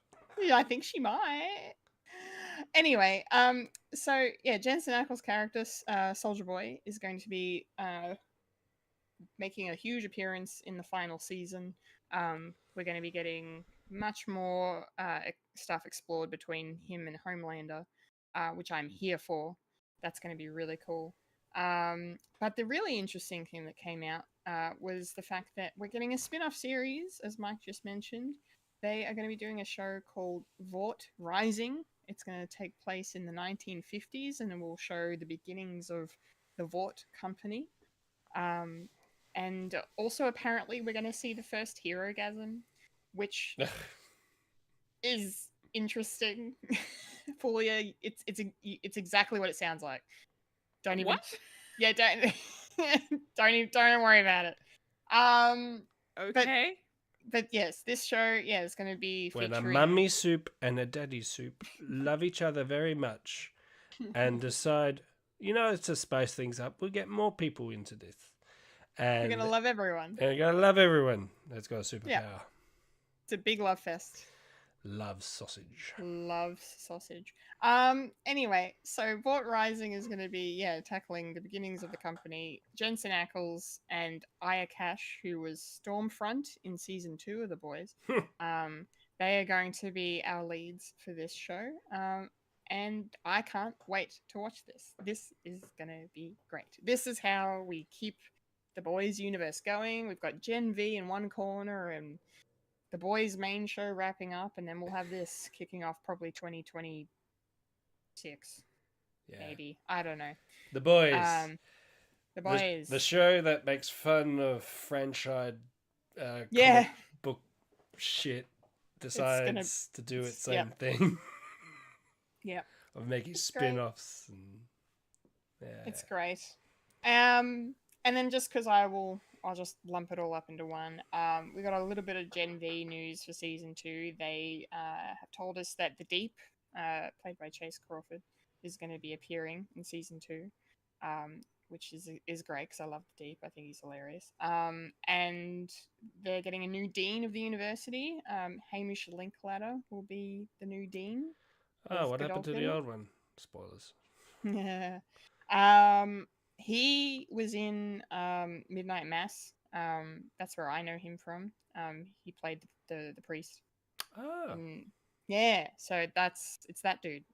He's going to be the new dean of God U. So yeah, lots of great stuff coming out of this for the Boys related stuff this Comic-Con. Fulya, I'm sure you have questions. So much to say about this. Any comments from you? No. Supernatural adjacent show. Supernatural adjacent show. We're gonna get a Jared and Jensen reunion. We're manifesting it. Yeah. Thanks.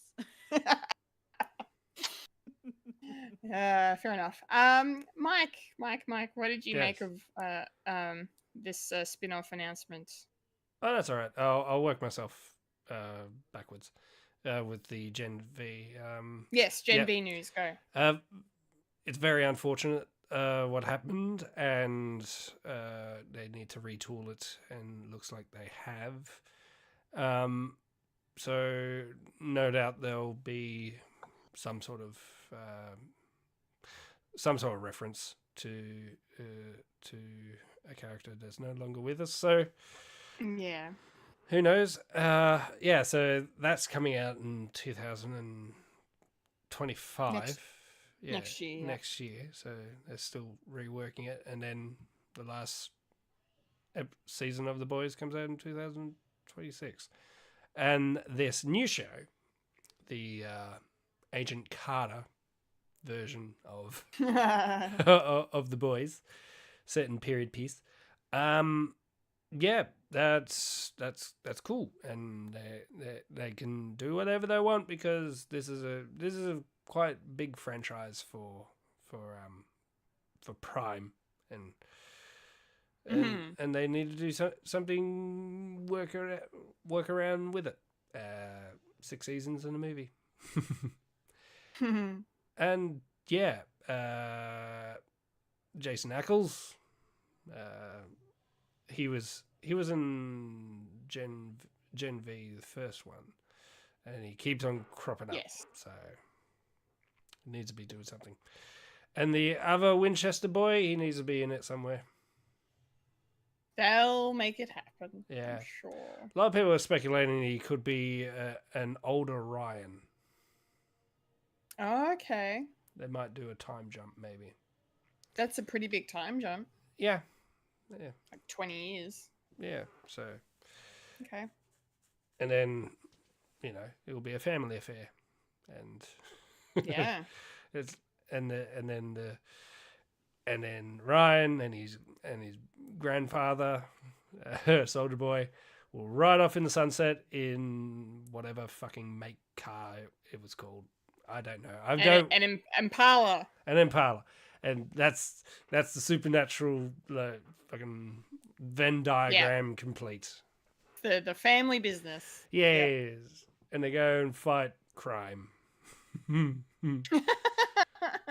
But it's really, People. Yeah. Would you watch it then, Fulya? No. But it's supernatural, and they can swear this time and say dirty things, and Yeah. and finally, the shippers and the slash community can finally rejoice as Soldier Boy and Ryan have sex with each other.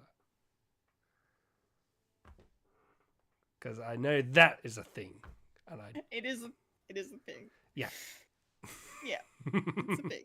Yeah. It's a thing. And I thought of bringing it up too, but hey, I decided not to. But it's I'm the glad boys. They can do It's whatever the they boys! want. Exactly. Nothing is off the table. No. Oh, okay, my cheeks hurt. All right, let's move on, shall we? Keeping it in the Prime universe. Invincible. We got an announcement that it's been renewed for a 4th season, which is great, fantastic, awesome. We only just had season 2, obviously, wrap up a couple months ago. And yeah, season 3 is in production. But yeah, nice to see they're getting a 4th season. Let's keep it going for a little bit. I don't want it to be ridiculously long, but 4 or 5 seasons of Invincible would be very good. Plenty of story. So Yeah, plenty of story to tell. Yeah, lots of content to adapt. So yeah, I'm very much here for it. Let's hope the quality stays on the same level. I'm sure it will. yeah.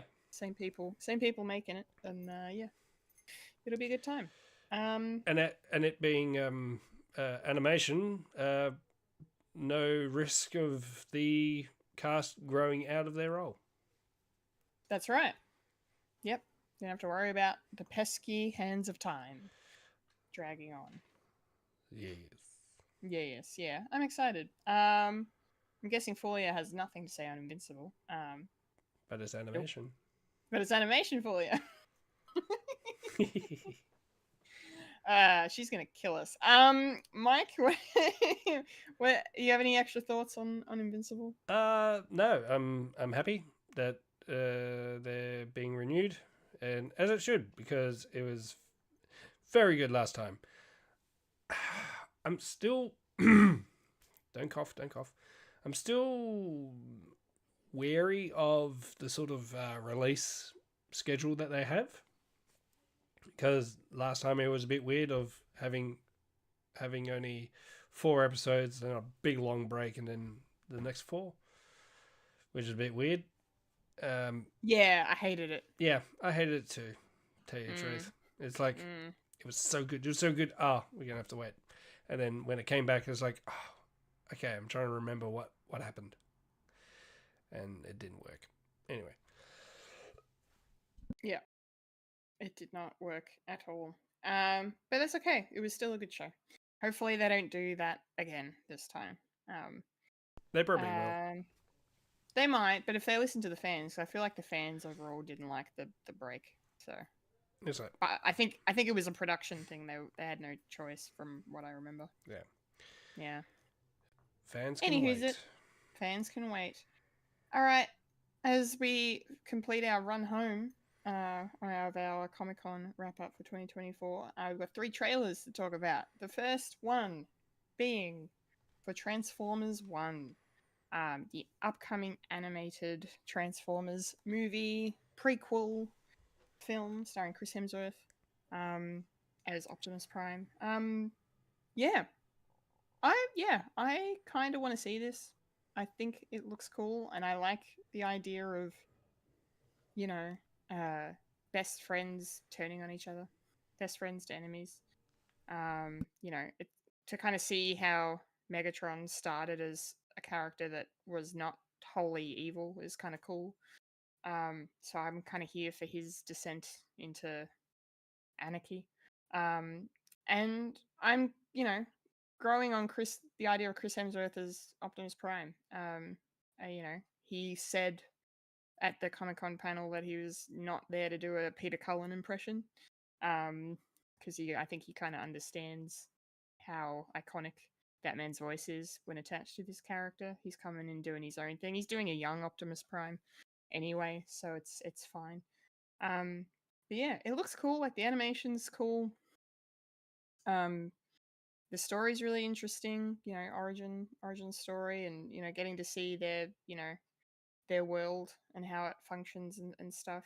We've never really seen much of this kind of Transformers storytelling before, so I'm excited. I hope that I like the fact that Keegan-Michael Key is Bumblebee, but I really hope he's not just there for the quips. And I mean, I'm saying that knowing full well that you hire Keegan-Michael Key for the quips. But hey, we'll see. I hope there's some substance there somewhere. But the movie looks fun.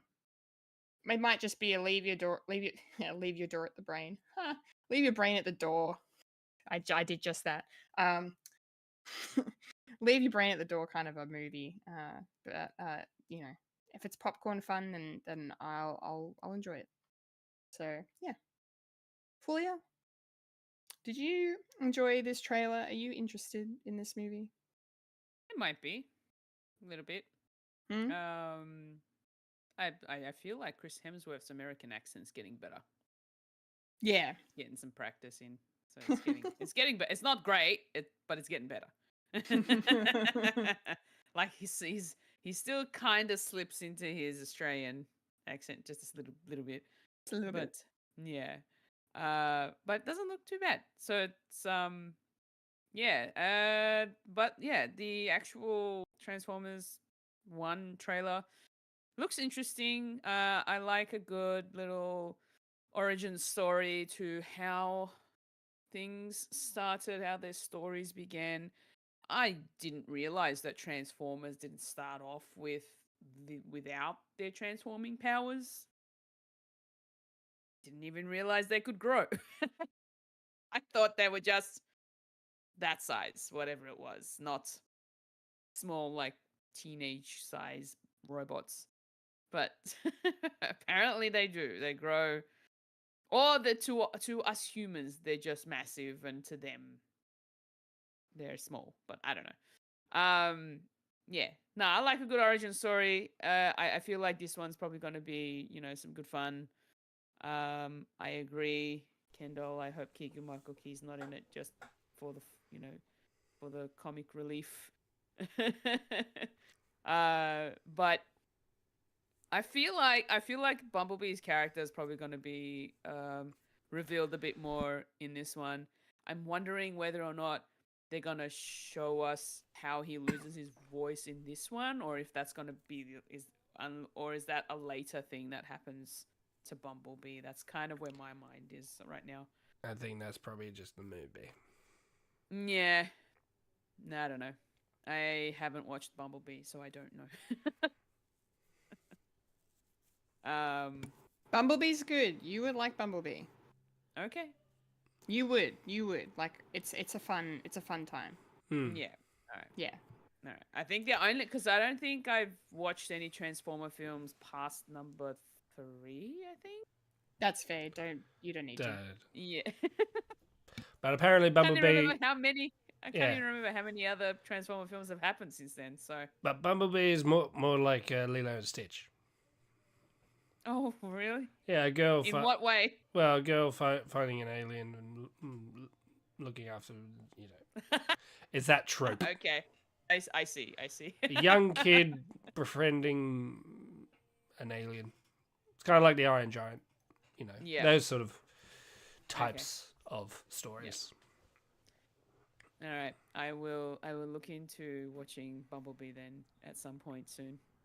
Or maybe just at some point. Yeah, at some point. You don't have to rush. Yeah. You don't have to rush. But it is, yeah, I liked it. I liked it. Okay. Yeah. All right. Well, that's good. I think you'd enjoy it. Yeah. Transformers 1 looks like it's going to be good fun. So, yeah. Why not? Let's check it out. Let's roll on out. Roll on out. Let's fucking go. Let's fucking go. Wrong franchise. All right, Mike, what did you make of Transformers 1? It looked very charming. After seeing like the first couple of glimpses of what's going on, it's like, yeah, this is for the children, and well, yeah, it's Transformers. It's meant to be for children, and the sort of take on that. Where I didn't really watch Transformers growing up, so I don't really have the main lore like in my head, but yeah, I think this is kind of like every so often you need to rejigger the franchise for the next generation, and this looks a lot more charming and friendly, and yeah, and it looks pretty cool. For a parent perspective, it looks harmless enough for it to say, hey kids, you want to watch this thing? It's like, and if they get into it, they get into it. So it's sort of in that demographic. But yeah, it just looks good, and I'm here nor there for Keegan to be the witty comic relief, because there's a lot of jokes in this, so always good. So when is this going to get dropped? Yes, well, it's coming out pretty soon. It'll be in cinemas on the 12th of September. Nice. Hell yes. Nice. Cool. Well, we've got let's see, 2 more things to talk about. Next thing, our second last thing, is something else that Fulya is probably not going to have anything to say about. I'm so sorry. I put this in here not knowing it was going to be what it was, so I apologize. But anyway, Hellboy, the Crooked Man. We got this trailer for this, this Hellboy film that's kind of gone under the radar. And it really does feel like maybe a low budget version of the character. But it still looks all right. I'm kind of here for the horror vibes. I don't really know much about Hellboy. I haven't, to be honest, considering Guillermo del Toro did the first 2. Yeah.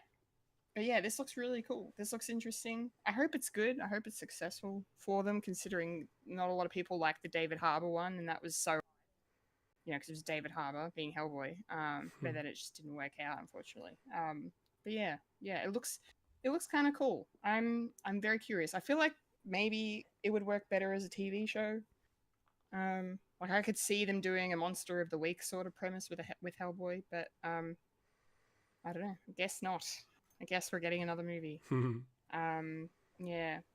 I don't really have much more to say than that. Looks interesting. I might watch it. I might. Well, I'll wait for the reviews. We'll see. Fulya, any comments? Any thoughts? Look, you like supernatural stuff. I did enjoy watching Hellboy with Ron Perlman. That was good. Those movies were fun. This, however, is the opposite of fun. So not fun. No, not for me. I won't be watching, sadly. Yeah, just no. I don't need nightmares. It's fine. I'm good. I'd rather sleep, soundly at night, knowing that I don't have to worry about some weird possession thing happening to anyone. So, yeah, not for me. Thank you very much. Okay. Okay. Okay, that's all right. Excellent. Mike, what did you think of this? Are you interested in any way? Well, I don't know much about Hellboy. I just know like bits and pieces. And I've probably only seen the first Ron Perlman Hellboy. Haven't really seen the revamp. And yeah, this definitely looks like a very low budget sort of thing, which isn't a bad thing. But what they do have, it looks very good for being the sort of budget that it looks like it has. Because if you've seen the Ron Perlman, I was like that looks like it's been thrown so much money in, because it looks like it needs it, because it's all these elaborate costumes and set pieces and all this, and this is very stripped down, and it's all this bare essentials. So it looks remarkable for that, where it's all to do with atmosphere. So it looks a lot. It looks interesting, and yeah, it's more of a horror vibe of the Crooked Man versus Hellboy. I might give it a go, but I'll just do like my rewatching of other things, as well as the Ron Perlman 2, and as well as the David Harbour ones, and I'll just finish it up with this one. It looks charming. It looks very charming, but me, I do like my horror and my suspense, and it being a comic book franchise as well, is like, yeah, all for it, all good. So yeah, new trailer. When's this coming out? Spooky season. Yes, spooky season. Literally, it will be in theaters on the 31st of October. Just in time for Christmas. Just in time for spooky time. All right, we got one more trailer to discuss. One more trailer to take us out, and that is our first teaser look at the upcoming adaptation of the Like a Dragon series, Fully, as I was called, or Yakuza. I don't know which one to call it. That Yakuza is where it started, and then Like a Dragon is the sort of like the spin-off to that. Cool. Thank you very much. Yeah. Yes. So it's an adaptation of that. It's called Like a Dragon: Yakuza. Yeah, it's a cool little teaser. Yeah, I've never been so uncomfortable seeing an up-close tattoo getting done before. I was like, traditionally Japanese tattoo. Yeah, it was all different. Yeah. But it's cool. Different kind of a teaser trailer, draws the attention and keeps you there with some interesting imagery, and the score is really cool, and the cinematography looks really interesting. Yeah, I have never played any of these games. I don't really know too much about them, but I know that they're pretty popular. So it's cool to see that the run of game adaptations to series is continuing, and its next one's going to be on, like Fallout, Amazon Prime.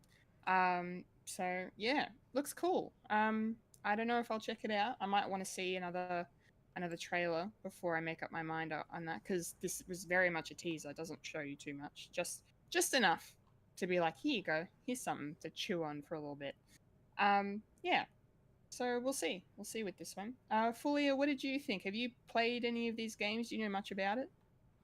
I started playing the first one not too long ago, and I found that the first one, like the story in the game, is actually really interesting.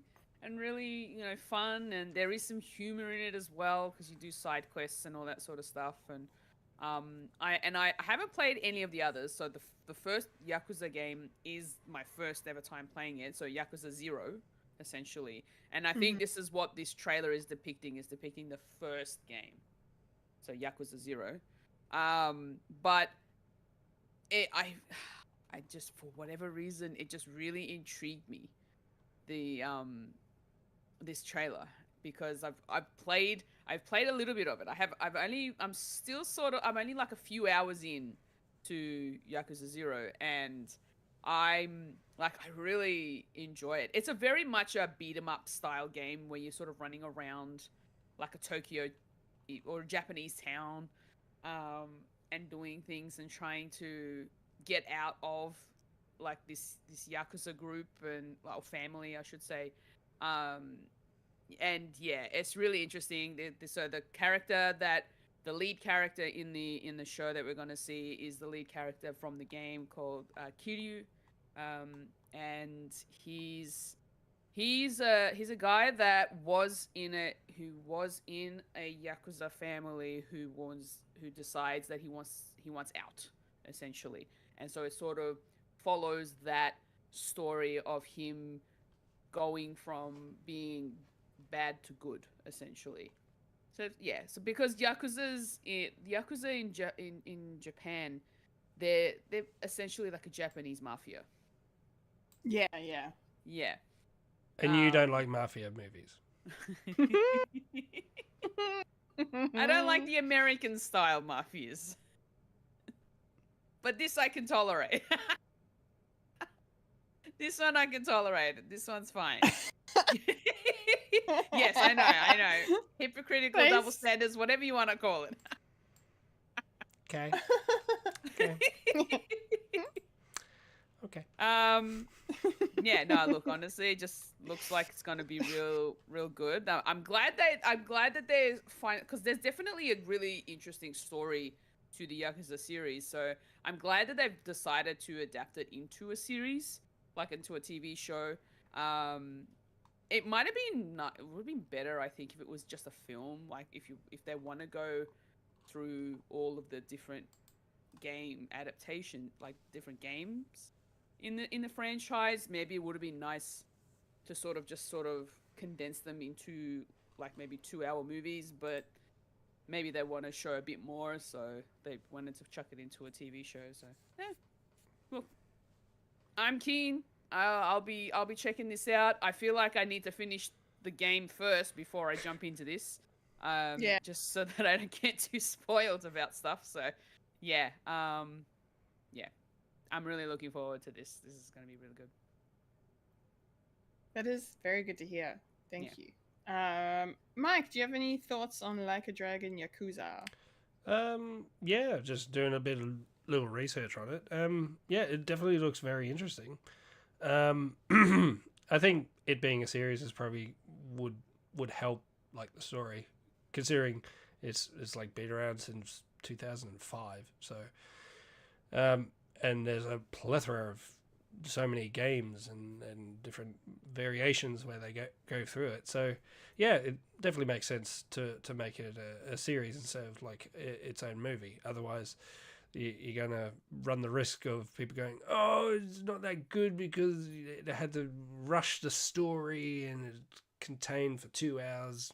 We need like a series that goes for 8, so we can jump in and sink our teeth into the story. So it definitely looks very interesting.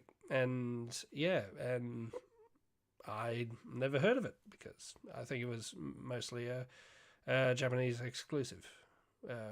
And yeah, so all good. So when is this coming out, Kendall? Well, Like a Dragon Yakuza will be dropping on Amazon Prime Video on the 24th of October. Like a dragon, fighting for the very first time. Very, very nice. Cool. Well, that's it. Yeah. That brings us to the end of a podcast called Fred's Comic Con, San Diego Comic Con 2024. Spectacular. True. Goodness, there was a lot. And the ones that we didn't mention, go and Google it for yourself.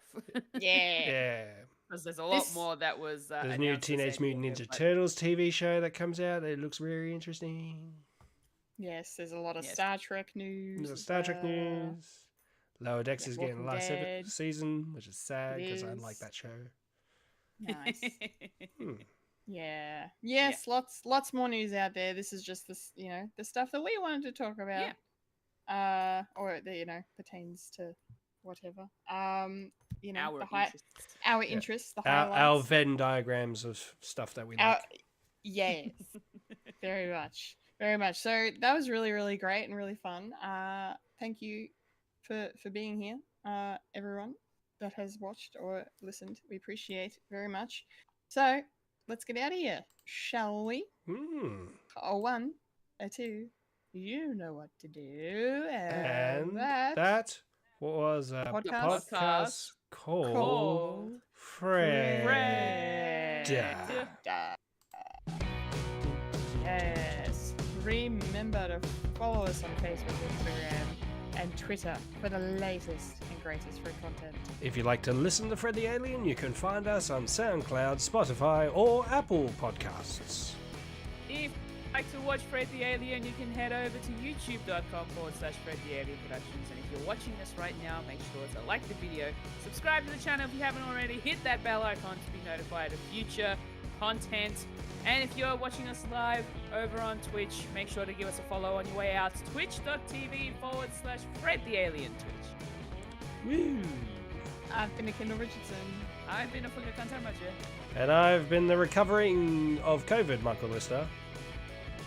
And You just just experienced experienced a podcast called called Fred. Transition. remember to eat beef. Remember, Freddy lives, Loki dies, the Doctor is in, and RDJ as Doctor Doom. He's Doom. The Marvels is so Doom. So much Doom. No more Doom. Remember to look after yourself and your mental health. Yes. Yes. Thanks for watching. Thanks for listening. Laters, gators. And And scene. Scene.